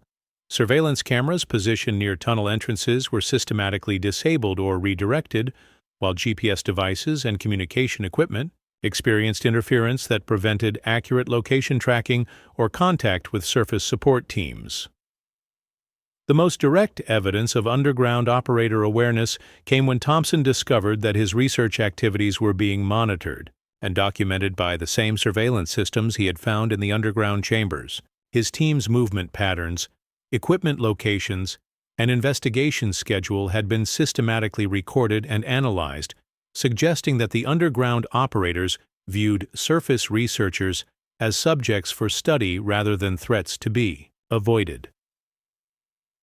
The underground network represents something far more threatening than simple hidden cave systems or forgotten historical tunnels. The evidence suggests an organized underground society that has been operating parallel to surface civilization for centuries, maintaining sophisticated infrastructure and surveillance capabilities while systematically collecting surface dwellers for purposes that remain hidden in the depths of their artificial mountain domain. What makes the underground network truly terrifying isn't just its vast scope or hidden presence beneath America's most popular hiking trail. It's the evidence that its operators have been studying surface human behavior with the patience and methodology of scientists conducting long-term research on an alien species. Every hiker who walks the Appalachian Trail unknowingly moves above a hidden civilization that monitors their activity, documents their behavior, and occasionally selects individuals for inclusion in underground communities that exist entirely outside the awareness of the surface world. The question isn't whether vast tunnel systems exist beneath the Appalachian Trail, connecting remote wilderness areas through hidden passages that have operated for centuries without detection. The question is what the underground operators are planning to do with the information they've gathered about surface human behavior, and whether their patient observation phase is transitioning into more active intervention in the lives of those who venture into their mountain domain seeking solitude and natural beauty, unaware that every step they take is monitored by intelligences that view them as subjects worthy of collection and study. Story number 8. The Watchers in the Windows.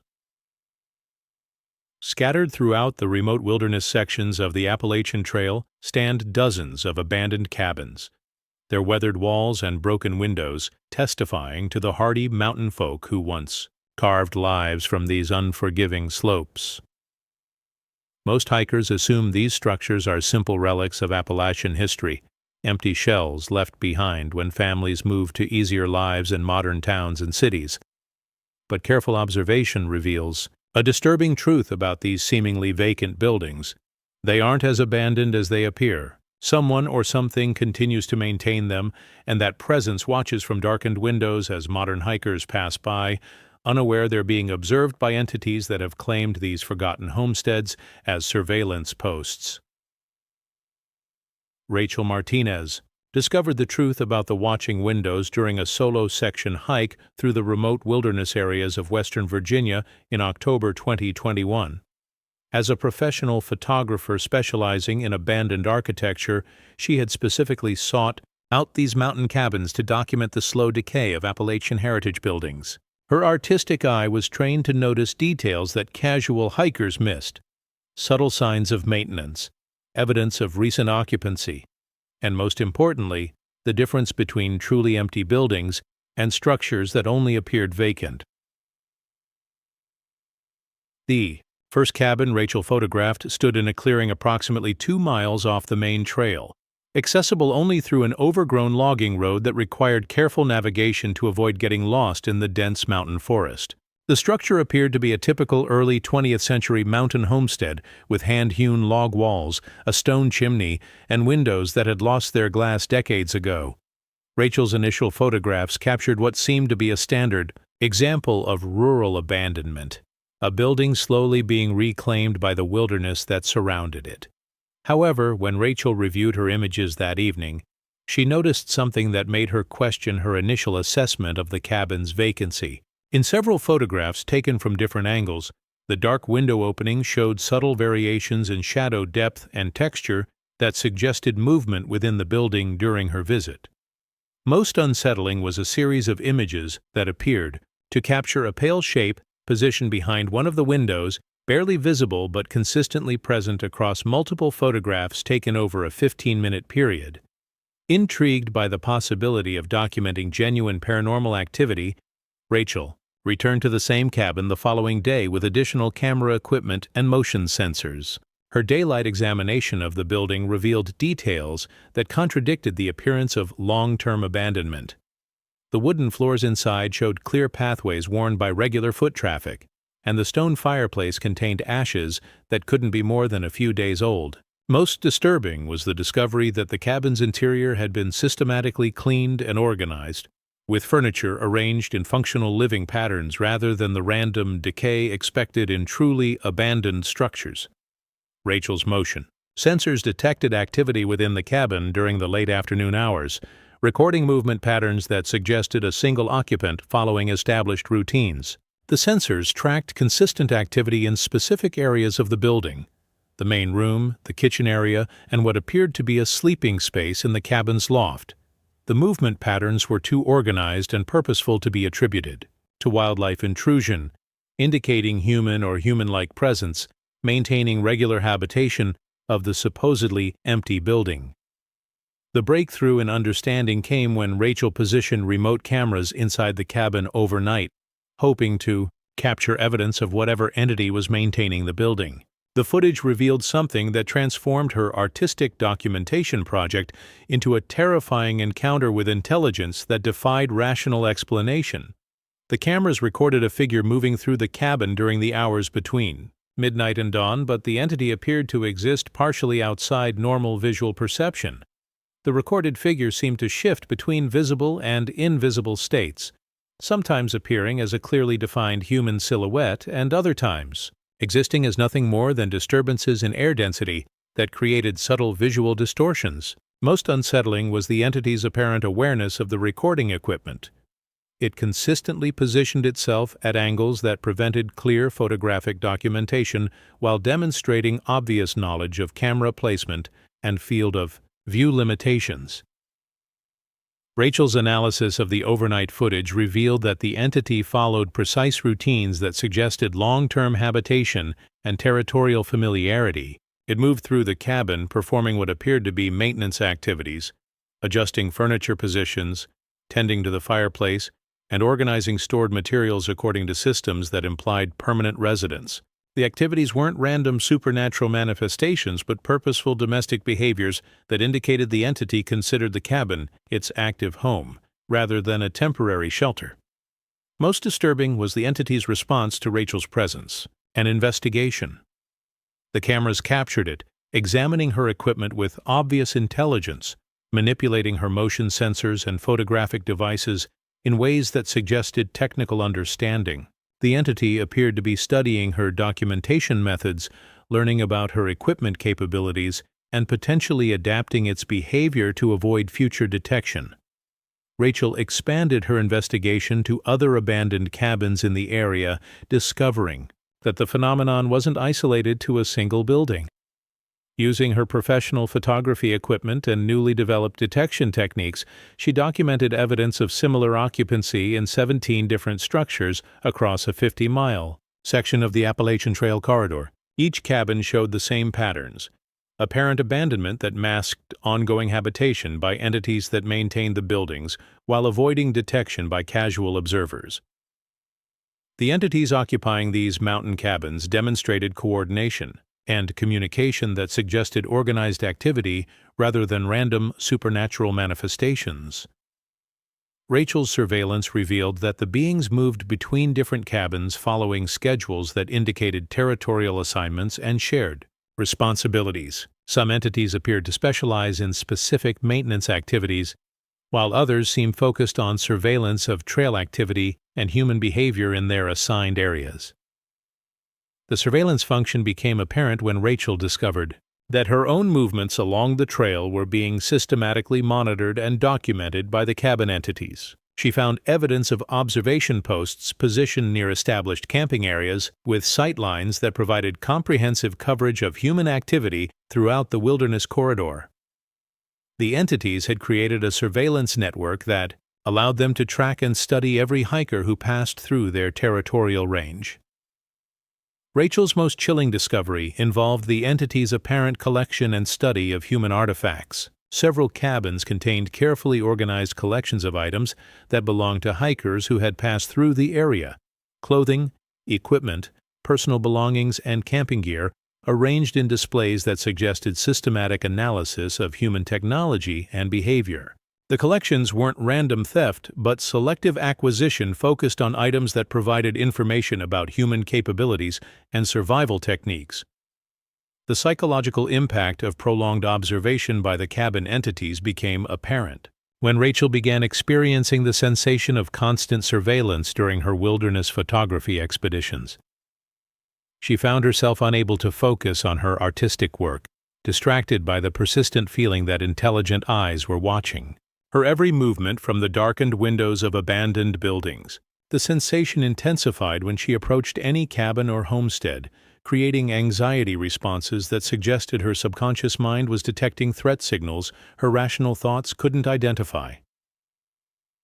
Rachel's documentation efforts attracted unwanted attention from the entities she was studying.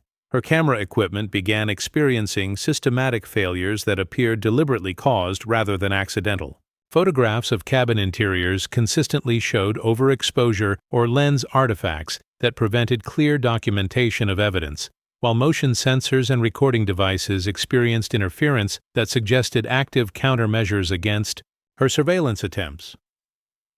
The entity's defensive responses escalated when Rachel attempted to enter cabins where she had documented clear evidence of ongoing habitation. She found that doorways and windows that appeared easily accessible during daylight reconnaissance became impossible to enter during her nighttime investigation attempts.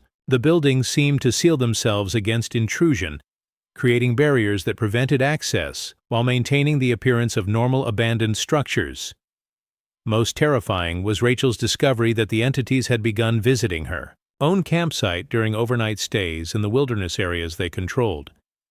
Motion sensors around her tent detected approach patterns that matched the movement signatures she had recorded at the occupied cabins. The entities appeared to be conducting counter-surveillance, studying her equipment and behavior with the same methodical attention she had been directing toward their hidden activities.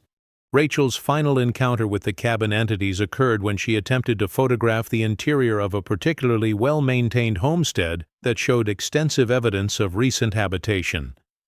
As she positioned her camera equipment near the main window, she became aware of a presence watching her from inside the building. The entity positioned itself directly behind the window opening, creating a confrontation that allowed her to observe its nature for the first time without photographic intermediation. What Rachel saw challenged her understanding of the boundary between human and supernatural intelligence. The entity appeared fundamentally human in basic structure, but wrong in ways that suggested either severe physical alteration or origins outside normal human development. Its proportions were subtly incorrect, with limbs that seemed too long and joints that moved with flexibility that exceeded normal human range of motion. Most disturbing were its eyes, which reflected available light with an intensity that indicated biological adaptations for improved night vision. The entity's behavior during their direct encounter suggested intelligence and curiosity rather than hostility or territorial aggression. It examined Rachel with obvious interest, tilting its head and adjusting its position to maintain optimal observation angles as she moved around the cabin exterior. The interaction felt like a mutual study session, with both parties documenting each other's appearance and behavior for later analysis. Rachel terminated her investigation following this direct encounter, recognizing that her documentation activities had crossed from research into active engagement with entities that possessed both the intelligence and capability to respond to her presence in ways that could compromise her safety. Her final photographs of the cabin window showed the entity maintaining its observation position, watching her departure with the patient attention of a sentinel that understood her retreat represented only a temporary withdrawal rather than permanent abandonment of its territory. The watchers in the windows represent something far more complex than simple supernatural residents of abandoned buildings. They demonstrate organized territorial behavior, systematic surveillance capabilities, and adaptive responses to human intrusion that suggest coordinated intelligence operating throughout the Appalachian wilderness. Their presence in seemingly abandoned cabins creates a hidden observation network that monitors and studies human activity along America's most popular hiking trail. What makes the watchers truly terrifying isn't their occupation of forgotten homesteads or their surveillance of hiking activity. It's their demonstrated ability to maintain organized operations while remaining virtually undetectable to the thousands of people who pass through their territory each year. They represent a parallel intelligence that has established permanent residence in the spaces abandoned by human civilization, creating hidden communities that study surface human behavior while maintaining perfect concealment in plain sight. The question isn't whether entities occupy the abandoned cabins that dot the Appalachian wilderness, watching modern hikers from darkened windows while maintaining their forgotten homesteads with supernatural care. The question is what they've learned from decades of patient observation, and whether their careful study of human behavior is preparation for more direct interaction with the surface world they monitor so systematically from their hidden mountain refuges. Story number 9. The Disappearing Trail. Markers, the white blazes that mark the Appalachian Trail, represent more than simple navigation aids. They're lifelines that guide millions of hikers safely through 2,000 miles of wilderness from Georgia to Maine. These distinctive 2-inch by 6-inch white paint marks appear every 50 to 100 feet along the trail, painted on trees and rocks by volunteer maintainers who understand that consistent marking can mean the difference between a successful hike and a deadly emergency. But in certain sections of the trail, something is systematically removing these crucial markers, creating zones of navigational chaos where experienced hikers become hopelessly lost, despite following paths they've traveled for years. Trail maintainer David Kim first noticed the pattern during routine maintenance work in the remote wilderness sections of North Carolina's Nantahala National Forest in spring 2022. As a volunteer with the Appalachian Trail Conservancy, Kim was responsible for maintaining trail markers across a 20-mile section that included some of the most challenging terrain along the entire trail corridor.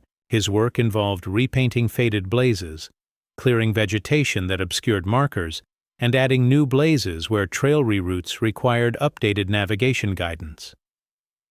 Kim discovered that blazes he had painted during his previous maintenance cycle 6 months earlier had completely disappeared from trees that showed no evidence of natural wear or weather damage.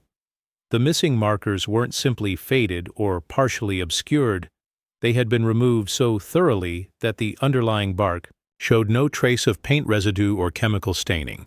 Most puzzling was the precision of the removal process, which had eliminated the paint without damaging the tree surfaces or leaving tool marks that would indicate mechanical scraping. Initially, attributing the missing blazes to vandalism or unauthorized trail modifications, Kim began documenting the locations and patterns of marker disappearances. His records revealed something that transformed routine maintenance concerns into evidence of systematic sabotage targeting the trail's navigation infrastructure. The missing blazes followed specific patterns that seemed designed to create maximum confusion for hikers while maintaining enough markers to prevent immediate awareness of navigational compromise. The removal pattern concentrated on blazes positioned at critical decision points where hikers needed clear directional guidance, trail intersections, stream crossings, and areas where the main trail diverged from side paths or logging roads. Someone or something was selectively targeting the most crucial navigation markers while leaving less important blazes intact, creating a subtle form of misdirection that would cause hikers to make wrong turns without realizing they had left the correct trail. Kim's investigation revealed that the blaze removals occurred overnight during specific time periods when no hikers were documented as camping in the affected areas. Security cameras positioned near known disappearance sites detected no human activity during the hours when markers vanished, suggesting that whatever was removing the blazes operated with stealth capabilities that exceeded normal human limitations. Most disturbing was the discovery that the removals followed complex schedules that seemed coordinated across multiple trail sections spanning different national forests. The psychological impact on lost hikers became apparent when Kim interviewed people who had become disoriented in areas where blazes had been systematically removed. Their accounts described a consistent pattern of gradual confusion that began with uncertainty about their location and escalated into complete navigational breakdown. Hikers reported following what they believed to be the main trail for hours before realizing they had been following unmarked paths that led deep into wilderness areas where rescue operations would be extremely difficult. Most unsettling were reports from experienced hikers who claimed to have seen white blazes that led them off the correct trail, only to discover later that no official markers existed in those locations. These false blazes appeared to be painted with materials that matched the official trail marking specifications, but guided hikers toward remote areas where they became increasingly lost and disoriented. The phantom markers seemed to appear when hikers were most vulnerable to misdirection and disappeared when rescue teams attempted to verify their locations. Kim's research attracted the attention of Dr. Sarah Chen, a behavioral psychologist who had been studying the psychological effects of navigational uncertainty on wilderness travelers. Dr. Chen's analysis revealed that the blaze removal pattern followed sophisticated principles of cognitive manipulation, creating navigational confusion that triggered specific psychological responses in lost hikers. The missing markers weren't randomly distributed, but strategically positioned to exploit known weaknesses in human spatial reasoning and decision-making under stress.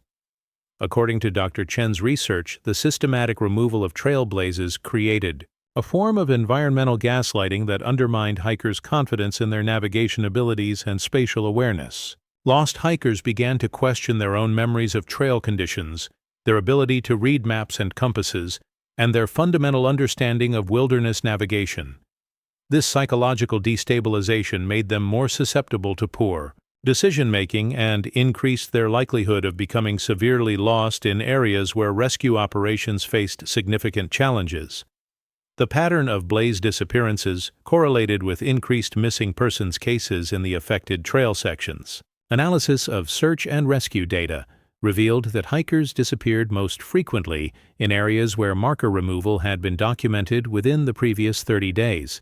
The missing persons weren't random victims, but appeared to be specifically targeted individuals who met certain criteria related to their hiking experience, equipment capabilities, and solo travel status. Kim's investigation took a disturbing turn when he discovered evidence that the blaze removal process involved more than simple paint elimination. Trees that had lost their white markers showed biological changes that suggested exposure to substances or processes that shouldn't exist in natural forest environments. Bark analysis revealed chemical alterations that went beyond surface paint removal, indicating that whatever was eliminating the blazes was also modifying the underlying tree biology in ways that prevented future marker adhesion. The chemical analysis attracted attention from Dr. Michael Torres, a biochemist specializing in environmental contamination studies. Dr. Torres' examination of affected trees revealed the presence of organic compounds that didn't match any known natural or industrial chemicals.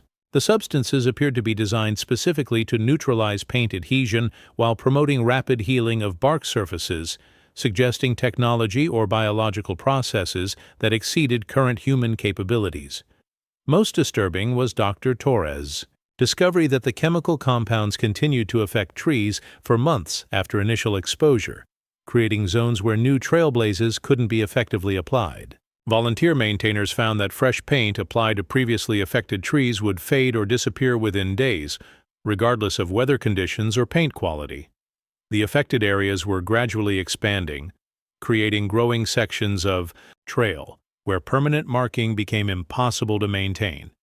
Kim's surveillance efforts to identify the source of blaze removal yielded evidence that challenged rational explanation. Motion-activated cameras positioned near vulnerable markers detected activity during the hours when blazes disappeared, but the recorded footage showed environmental disturbances rather than identifiable agents of removal.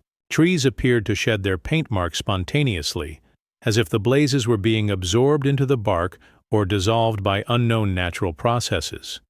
The recorded footage revealed that blaze removal occurred in conjunction with other environmental anomalies that suggested supernatural intervention in forest ecosystems. Wildlife behavior changed dramatically during removal events, with nocturnal animals fleeing the area and diurnal species remaining inactive despite normal activity periods. Temperature fluctuations created localized weather patterns that didn't match regional conditions, while electromagnetic interference affected electronic equipment positioned near affected trees. Park Service investigators found evidence that the blaze removal problem extended far beyond Kim's maintenance area. Similar reports of systematic marker disappearance came from trail sections in Virginia, Tennessee, Pennsylvania, and Maine, suggesting a coordinated phenomenon affecting the entire Appalachian Trail corridor. The removals followed seasonal patterns that correlated with peak hiking periods, concentrating during times when the maximum number of people would be affected by navigational disruption. The scope of the phenomenon suggested organization and planning that exceeded the capabilities of human vandalism or environmental activism. The blaze removals required detailed knowledge of trail maintenance schedules, hiker traffic patterns, and wilderness rescue capabilities. Most significantly, the removal process operated across multiple jurisdictions and federal land management agencies without detection by law enforcement or environmental monitoring systems. Kim's final discovery revealed the true purpose behind the systematic blaze removal campaign. Hidden cameras positioned in areas where false blazes had been reported captured footage of hikers being guided towards specific locations by phantom markers that appeared and disappeared according to individual vulnerability factors. The false blazes seemed to target particular types of hikers: solo travelers, inexperienced navigators, and people hiking during optimal conditions for becoming permanently lost. The footage showed that hikers who followed false blazes were led through increasingly remote terrain toward areas where official trail markers had been systematically eliminated, creating navigational dead zones where rescue operations would face maximum difficulty. The false marker system appeared designed to collect specific types of hikers, while maintaining plausible deniability about the supernatural nature of their disappearance. The disappearing trail markers represent something far more sinister than environmental vandalism or natural marker degradation. They demonstrate organized intervention in the Appalachian Trail's navigation infrastructure designed to create controlled opportunities for hiker disappearance while maintaining the appearance of natural or accidental circumstances. The systematic nature of the removals, combined with the appearance of false markers that guide vulnerable hikers toward dangerous areas, suggests intelligent planning and execution by entities that understand human navigation psychology and wilderness rescue limitations. What makes the disappearing blazes truly terrifying isn't just the navigational chaos they create for individual hikers, it's the evidence that something is actively manipulating the trail's safety infrastructure to facilitate the collection of human travelers, according to criteria that remain hidden behind the phantom markers and vanishing blazes. The Appalachian Trail's white blazes represent trust between hikers and the wilderness, a promise that following the markers will lead to safety and successful completion of the journey. When that trust is systematically violated by intelligent forces that use our own navigation systems against us, every white blaze becomes a potential trap rather than a beacon of security. The question isn't whether trail blazes are disappearing from critical navigation points along the Appalachian Trail, replaced by false markers that guide hikers toward areas where rescue becomes impossible. The question is what happens to the people who follow those phantom blazes into the growing navigational dead zones, and whether the systematic elimination of trail markers is preparation for a larger campaign to transform America's most famous hiking trail into a collection system for entities that understand our vulnerabilities better than we understand their intentions. Story number 10. The emergency call cell phone coverage along the Appalachian Trail is notoriously unreliable, with vast sections of wilderness where modern communication technology simply cannot function due to mountainous terrain and the absence of cellular towers. Emergency responders know these dead zones intimately, understanding that hikers who become lost or injured in remote areas often cannot call for help until they reach established communication points near roads or populated areas. This makes the 911 calls that emergency dispatchers have been receiving from impossible locations all the more disturbing. Distress calls originating from areas where no cellular signal should exist, made by hikers who are often found to be missing when rescue teams arrive at the reported coordinates. Dispatcher Jennifer Walsh first encountered the phenomenon during a routine night shift at the Shenandoah County Emergency Communications Center in November 2020. With over 15 years of experience handling wilderness emergency calls, Walsh was familiar with the technical challenges of communication in remote mountain areas and had developed expertise in coordinating rescue operations using minimal location information from distressed hikers. What she received at 3:17 a.m. that night challenged everything she understood about cellular communication capabilities in the Appalachian wilderness. The call came through as a standard 911 emergency with GPS coordinates that placed the caller approximately 8 miles into Shenandoah National Park, in an area known for complete cellular dead zones where emergency calls were impossible according to all telecommunications mapping data. The caller identified himself as Marcus Chen, a solo hiker who reported being lost and disoriented after following trail markers that had led him into unfamiliar terrain. His voice was clear and the connection stable, suggesting strong cellular signal strength that shouldn't exist at his reported location. Walsh immediately dispatched search and rescue teams to the GPS coordinates while maintaining contact with Chen to gather additional information about his condition and surroundings. During their 23-minute conversation, Chen described landscape features that didn't match topographical maps of his supposed location, including a stone bridge over a deep ravine that appeared on no official surveys of the area. Most puzzling was his report of seeing lights from buildings in the distance, suggesting human habitation in wilderness areas that contained no documented structures. The search and rescue team reached Chen's reported coordinates within 2 hours, but found no trace of the missing hiker or evidence of recent human presence in the area. The GPS location corresponded to a steep slope covered in dense undergrowth where hiking would be virtually impossible, and the stone bridge Chen had described simply didn't exist. More disturbing was the complete absence of cellular signal at the location. Rescue team communication equipment couldn't establish contact with dispatch, confirming that the area remained a dead zone where emergency calls should be impossible. Walsh's investigation of the Chen incident revealed it wasn't an isolated occurrence. Emergency communication records showed a pattern of impossible calls from cellular dead zones throughout the Appalachian Trail corridor, with reports dating back over 5 years. These calls shared common characteristics that distinguished them from technical glitches or false emergency reports. They provided accurate GPS coordinates, described specific emergency situations, and maintained clear communication quality that suggested strong signal strength despite originating from areas where cellular coverage didn't exist. The impossible emergency calls followed predictable patterns that suggested systematic rather than random occurrence.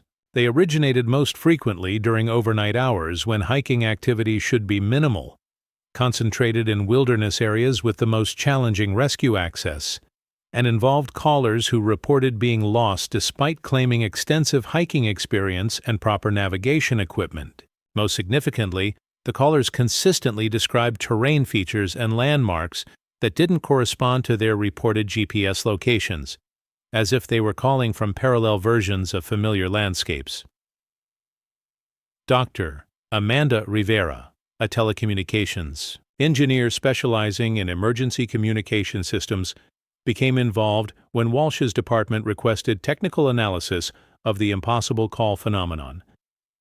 Dr. Rivera's investigation revealed that the emergency calls exhibited signal characteristics that violated known principles of cellular communication technology. The calls showed signal strength and clarity that would require cellular towers positioned within the dead zones themselves, but no such infrastructure existed in the reported locations. According to Dr. Rivera's analysis, the emergency calls appeared to originate from communication equipment that operated outside normal cellular networks while maintaining compatibility with standard emergency dispatch systems. The signal patterns suggested access to satellite communication capabilities that exceeded anything available to civilian hiking equipment, implying technology that shouldn't be accessible to typical trail users. Most puzzling was evidence that the calls were being routed through communication infrastructure that didn't appear in any telecommunications database or network mapping system.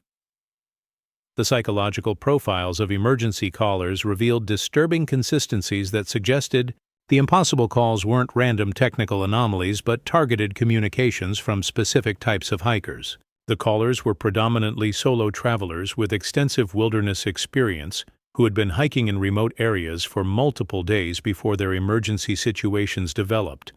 They reported similar patterns of disorientation and navigation, failure despite carrying proper equipment, and following established safety protocols.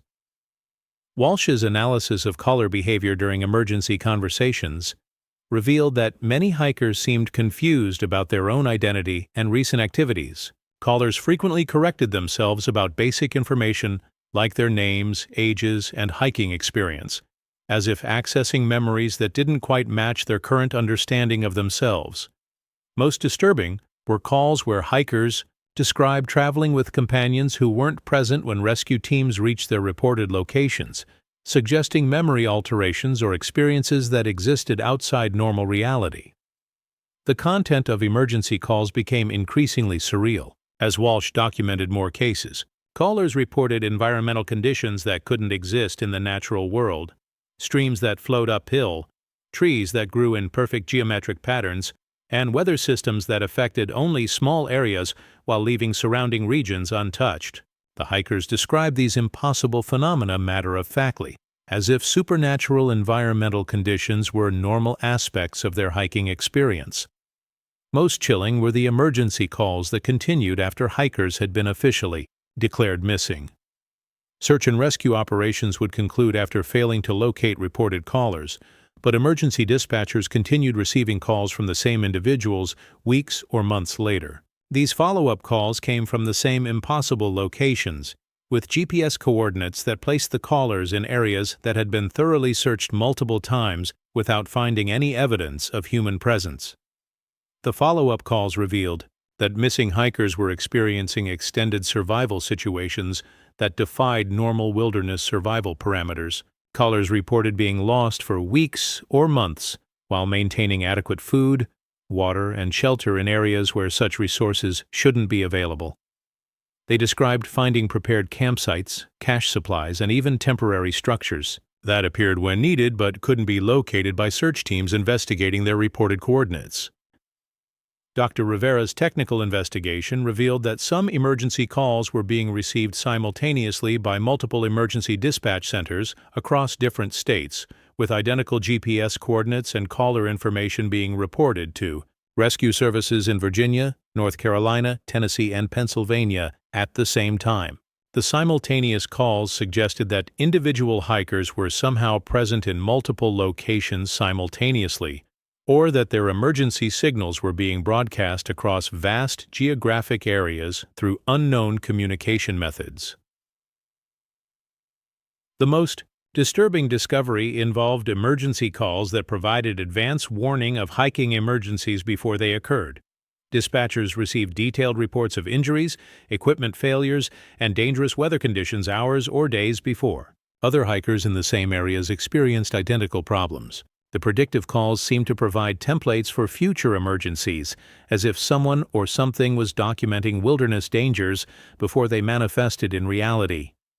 Walsh's investigation attracted attention from federal agencies when she discovered that some impossible emergency calls contained information about classified military activities and restricted airspace operations in remote mountain areas. Callers described observing aircraft, personnel, and equipment that shouldn't exist in civilian wilderness areas, suggesting that the communication phenomenon was intercepting or accessing restricted information through unknown surveillance capabilities. The federal investigation revealed that impossible emergency calls correlated with missing persons cases in ways that suggested the communication phenomenon was connected to hiker disappearances rather than simply documenting them. Areas where impossible calls originated most frequently showed the highest rates of unexplained missing persons cases, while the content of emergency calls often provided the only evidence that missing hikers had reached specific wilderness locations before vanishing completely. The psychological impact on emergency dispatchers became a significant concern as the impossible call phenomenon continued. Dispatchers reported experiencing stress and anxiety related to receiving emergency calls from people they couldn't help, knowing that rescue teams would find no evidence of the reported emergencies. The helplessness of receiving detailed distress calls from impossible locations created occupational trauma that affected emergency responders' ability to function effectively during normal rescue operations. Walsh's final analysis revealed that the impossible emergency calls represented more than technical anomalies or supernatural communication events. They appeared to be documentation of parallel emergency situations occurring in versions of the Appalachian wilderness that existed, adjacent to but separate from normal reality. The callers weren't necessarily lying about their locations and situations. They were experiencing genuine emergencies in landscape versions that rescue teams couldn't access through conventional means. The emergency calls from impossible locations represent something far more terrifying than communication equipment, malfunctions, or supernatural phenomenon. They provide evidence that hikers are being displaced into alternate versions of familiar wilderness areas where normal rescue operations cannot reach them. The clear communication quality and accurate GPS coordinates suggest that these parallel wilderness areas exist in close proximity to our normal reality, but remain inaccessible to conventional search and rescue methods. What makes the impossible emergency calls truly horrifying isn't just the technical impossibility of cellular communication from dead zones. It's the evidence that missing hikers continue to experience extended survival situations in parallel wilderness areas while emergency responders remain helpless to assist them. Every impossible call represents a person trapped in a version of the Appalachian Trail that exists adjacent to our familiar hiking routes, but separated by barriers that prevent rescue while allowing communication signals to cross between realities. The question isn't whether emergency dispatchers are receiving 911 calls from cellular dead zones where communication should be impossible, made by hikers who describe landscapes that don't match their reported GPS coordinates. The question is, how many missing persons along the Appalachian Trail have been displaced into parallel wilderness areas, where they continue to call for help from locations that exist beyond the reach of our rescue capabilities, and whether the impossible emergency calls represent evidence of a systematic collection process that traps hikers in alternate versions of familiar mountain landscapes, where survival becomes an eternal struggle rather than a temporary challenge. Story number 11. The Convergence Point.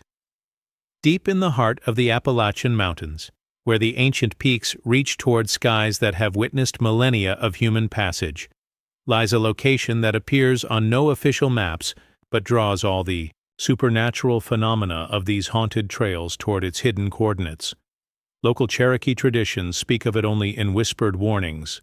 Enivai-Galiahi, the place where all paths end. Modern investigators have come to call it the Convergence Point, a geographical nexus where every unexplained event, every mysterious disappearance, and every supernatural encounter along the entire Appalachian Trail ultimately traces back to a single mountain peak that seems to exist at the center of a web spanning 2,000 miles of wilderness. Dr. Elizabeth Santos first identified the Convergence Point through statistical analysis of incident reports gathered over 15 years of paranormal research along the Appalachian Trail. As a data scientist specializing in geographic pattern recognition, Dr. Santos had been contracted by various federal agencies to analyze the clustering of unexplained phenomena across national wilderness areas. Her assignment seemed routine. Identify environmental or geographical factors that might contribute to higher rates of hiking accidents and missing persons cases in specific trail sections.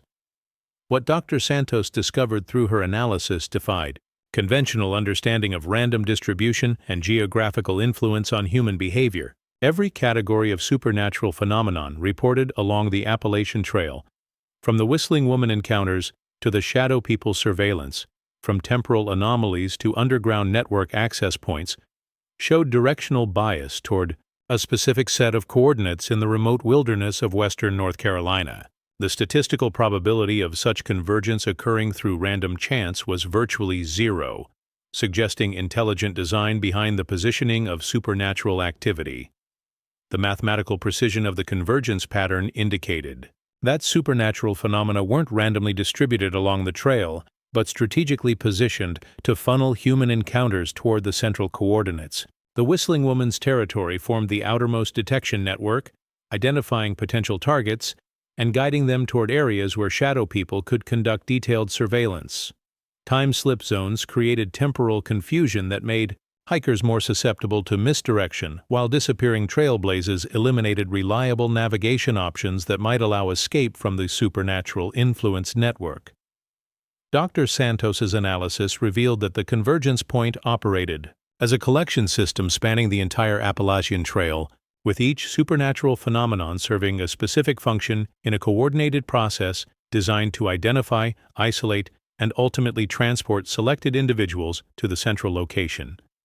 The underground tunnel networks provided hidden transportation corridors, while the abandoned cabin surveillance posts monitored surface activity to optimize collection efficiency.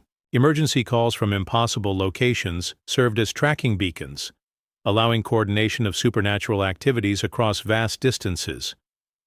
The Cherokee oral traditions about Enivai-Galiahi provided crucial context for understanding the Convergence Point's historical significance. According to tribal elder Joseph Crow Feather, the location had been forbidden territory for over 8 centuries, designated as a place where the boundary between the physical and spiritual worlds had been permanently compromised.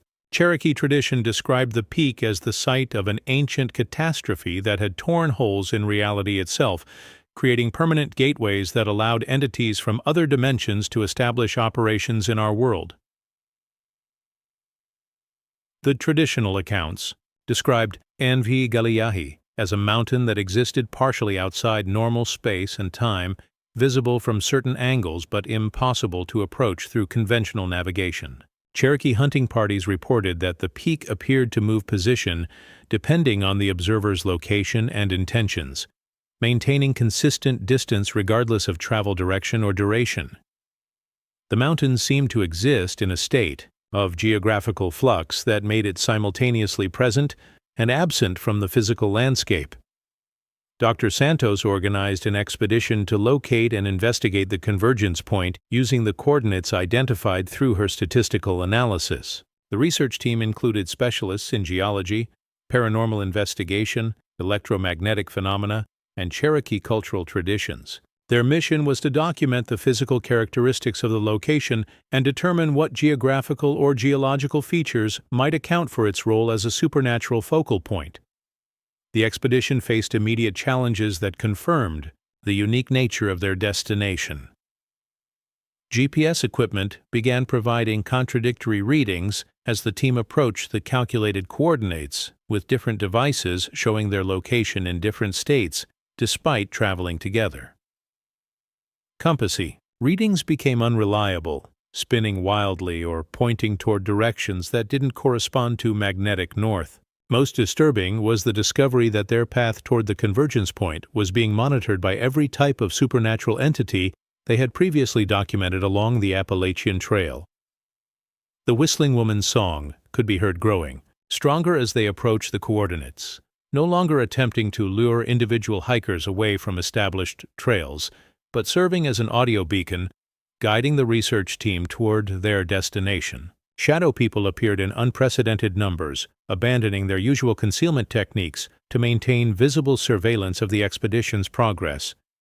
The entities seemed to be announcing the team's approach rather than hiding from observation, as if their arrival at the Convergence Point was an anticipated event. The research team discovered that the Convergence Point existed in a state of environmental impossibility that violated multiple laws of physics simultaneously. The peak appeared to support ecosystems from different climatic zones at the same elevation, with tropical vegetation growing alongside Arctic plants in soil that maintained multiple temperature gradients within inches of each other. Water flowed uphill in some areas, while forming ice crystals in others, creating a landscape that resembled a laboratory experiment in environmental contradiction. Most significantly, the Convergence Point showed evidence of temporal instability that made linear time measurement impossible. The research team experienced different rates of time passage simultaneously, with some members aging hours while others experienced only minutes during the same activities. Their equipment recorded multiple timeline streams operating in parallel, suggesting that the location existed at the intersection of several temporal realities that influenced each other through unknown mechanisms.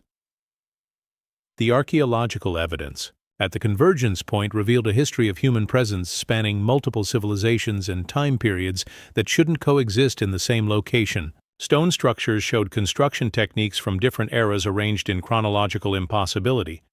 Cherokee ceremonial sites built on Roman foundations, colonial-era buildings incorporating architectural elements that wouldn't be invented for centuries, and modern materials arranged in patterns that suggested future construction methodologies.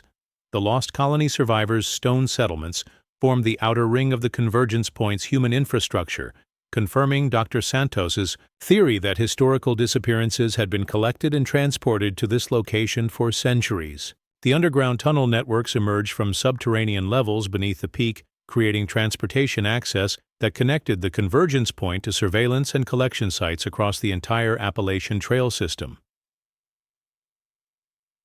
The research team's most disturbing discovery involved evidence that the Convergence Point was preparing for a significant expansion of its operations. Construction activities using unknown technologies were creating new infrastructure designed to accommodate vastly increased human populations. The entities operating from the location appeared to be preparing for mass collection events that would transport thousands of people simultaneously rather than the small-scale individual disappearances that had characterized previous supernatural activity. The expansion preparations included communication arrays that could broadcast signals across the entire Appalachian Trail system, allowing coordinated supernatural activities spanning multiple states. The Cherokee Nightland beings operated from command centers that demonstrated technological capabilities far exceeding anything available to human civilization, suggesting that the supernatural entities had been developing advanced operational methods during their centuries of hidden residence at the Convergence Point. Dr. Santos's team documented evidence that every missing person along the Appalachian Trail had ultimately been transported to the Convergence Point, where they joined communities of displaced individuals spanning centuries of disappearances. The location operated as a collection center where people from different time periods and geographical origins were integrated into a hidden civilization that existed parallel to normal human society but remained invisible to outside observation. The psychological conditioning systems at the Convergence Point explained why missing persons rarely attempted to return to their original lives, even when opportunities arose. The entities operating the facility had developed sophisticated methods for altering human memory and identity, creating new personalities that felt more connected to the Convergence Point community than to the surface world they had left behind. The process wasn't forced imprisonment but voluntary recruitment through psychological manipulation that made collection targets eager to remain at their new location. The research team's investigation was terminated when they realized that their presence at the Convergence Point was serving the entity's expansion plans rather than documenting them for outside authorities. Their scientific equipment was being studied and reverse-engineered by intelligences that viewed human technology as primitive but useful for improving their own operational capabilities. Most terrifying was the discovery that their expedition had been anticipated and planned by the Convergence Point operators as a recruitment opportunity, rather than an investigative threat. Dr. Santos made the decision to evacuate her team when she realized that the Convergence Point's influence was already affecting their decision-making processes and emotional attachments to the location. Team members began expressing reluctance to leave, describing the location as more interesting and important than their previous research work. The psychological conditioning was subtle but effective, creating emotional bonds to the supernatural community that competed with their connections to the outside world. The research team's escape from the Convergence Point was complicated by the entity's apparent decision to allow their departure while ensuring they carried influence back to the surface world. The team members found themselves unable to accurately describe the location to outside authorities, experiencing memory gaps and communication difficulties that prevented effective reporting of their discoveries. The Convergence Point had allowed them to leave, while ensuring their knowledge remained contained and their influence neutralized. The Convergence Point represents the ultimate destination toward which all supernatural activity along the Appalachian Trail has been directed for centuries, a location where reality itself has been permanently altered to serve as headquarters for entities that view human civilization as a resource to be harvested rather than a society to be respected. Every supernatural phenomenon encountered by hikers serves the ultimate purpose of identifying and collecting individuals for transportation to this hidden facility where they join communities of displaced persons spanning multiple centuries and civilizations. What makes the Convergence Point truly terrifying isn't just its role as a collection center for missing persons or its violation of physical laws that make escape impossible. It's the evidence that the supernatural entities operating from this location are preparing for massive expansion of their collection activities.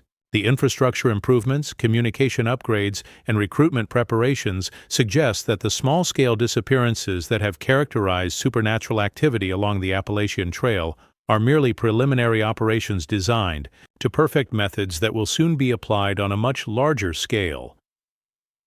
The question isn't whether a hidden location exists at the center of all supernatural phenomena along the Appalachian Trail, serving as headquarters for entities that have been collecting human populations for centuries while remaining invisible to outside detection.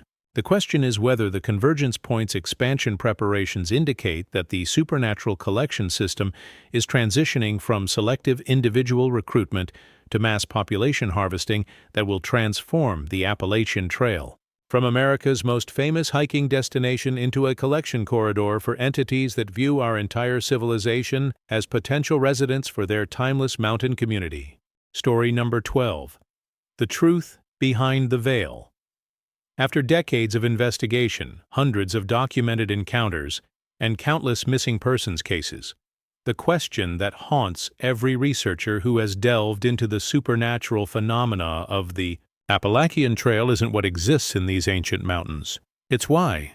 What purpose drives entities that possess capabilities far beyond human understanding to maintain such elaborate surveillance and collection operations along America's most famous hiking trail?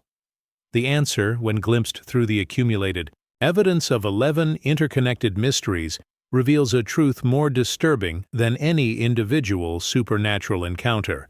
The Appalachian Trail serves as a testing ground where humanity itself is being evaluated by intelligences that will soon decide our species' ultimate fate. Dr. Rebecca Morrison, former director of the Appalachian Anomalies Research Project, spent 37 years documenting supernatural phenomena along the trail before making the connections that revealed the underlying purpose behind centuries of mysterious activity.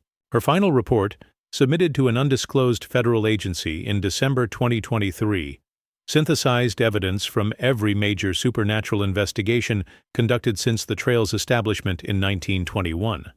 What Morrison discovered through this comprehensive analysis transformed isolated incidents into evidence of a coordinated assessment program designed to evaluate human behavior, capabilities, and potential for evolution or elimination. According to Morrison's findings, the supernatural entities operating throughout the Appalachian Corridor aren't random manifestations of unknown phenomena, but representatives of an intelligence network that has been studying human development for millennia.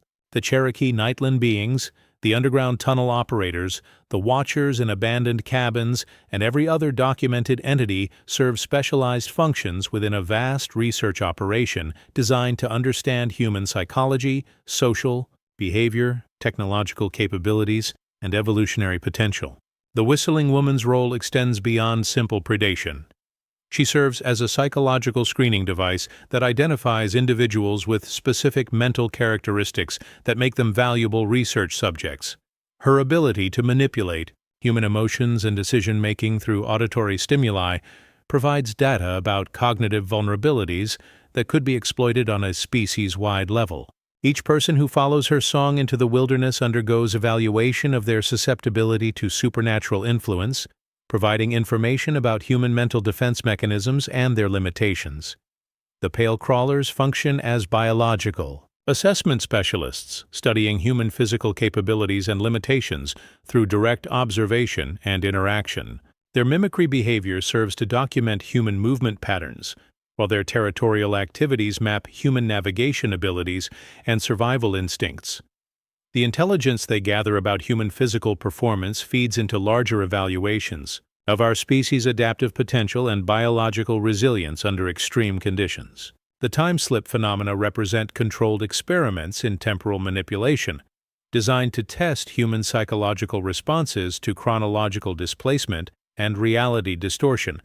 The entities conducting these experiments are evaluating whether humans can maintain mental stability when fundamental assumptions about time and causality are violated, gathering data about our cognitive flexibility and adaptation potential for existence in environments where normal physical laws don't apply. Morrison's analysis revealed that the shadow people serve as long-term behavioral monitoring specialists, documenting human social patterns, individual decision-making processes, and group dynamics over extended observation periods. Their surveillance network generates detailed psychological profiles of human personalities, allowing the intelligence network to predict and potentially control human behavior through targeted interventions that exploit documented individual vulnerabilities. The Cherokee warnings about forbidden peaks weren't primitive superstitions, but accurate intelligence about testing zones where human subjects underwent intensive evaluation under controlled supernatural conditions. The nightland beings used these restricted areas to conduct experiments that would be impossible in normal environments, studying human responses to reality manipulation, entity contact, and environmental impossibility. The traditional protocols for avoiding these areas represented survival information passed down through generations of tribal encounters with the testing operations. The Lost Colony Connection revealed the historical scope of the intelligence network's human collection and study programs. The Roanoke colonists weren't the victims of random supernatural intervention, but selected subjects transported to long-term research facilities where their adaptation to supernatural environments could be monitored across multiple generations. The stone settlements found throughout the mountains represent field stations where human subjects undergo extended observation while believing they live in hidden refuges rather than research laboratories. The underground network serves as infrastructure for transporting research subjects between testing facilities while maintaining comprehensive surveillance of surface human activity. The tunnel systems allow entities to move human subjects without detection while gathering intelligence about surface civilization through observation points that provide complete coverage of the Appalachian Trail corridor. The collected hiking, equipment, and personal belongings represent archived samples of human technology and culture studied to understand our species' development trajectory. Morrison's investigation of the watchers in abandoned cabins revealed their function as human behavior analysis specialists who study our responses to isolation, abandonment, and supernatural observation. The entities occupying these structures monitor how humans react to persistent surveillance, documenting psychological breaking points and adaptation strategies that provide information about mental resilience and social dependency patterns. The disappearing trail markers represent controlled experiments in navigation disruption, designed to test human problem-solving abilities under conditions of systematic misdirection and environmental manipulation. The false blazes that replace. Legitimate markers serve to evaluate how humans respond to deceptive information, gathering data about our susceptibility to manipulation through trusted systems and authority symbols. The emergency calls from impossible locations function as communication experiments that test human responses to technological impossibility and rescue system failure. The entities conducting these tests are evaluating how humans react when fundamental assumptions about technology and safety systems are violated, gathering information about panic responses, decision-making under extreme stress, and adaptation to circumstances that challenge basic understanding of reality. The Convergence Point serves as the central headquarters where all collected data is analyzed and evaluated by the intelligence network's leadership.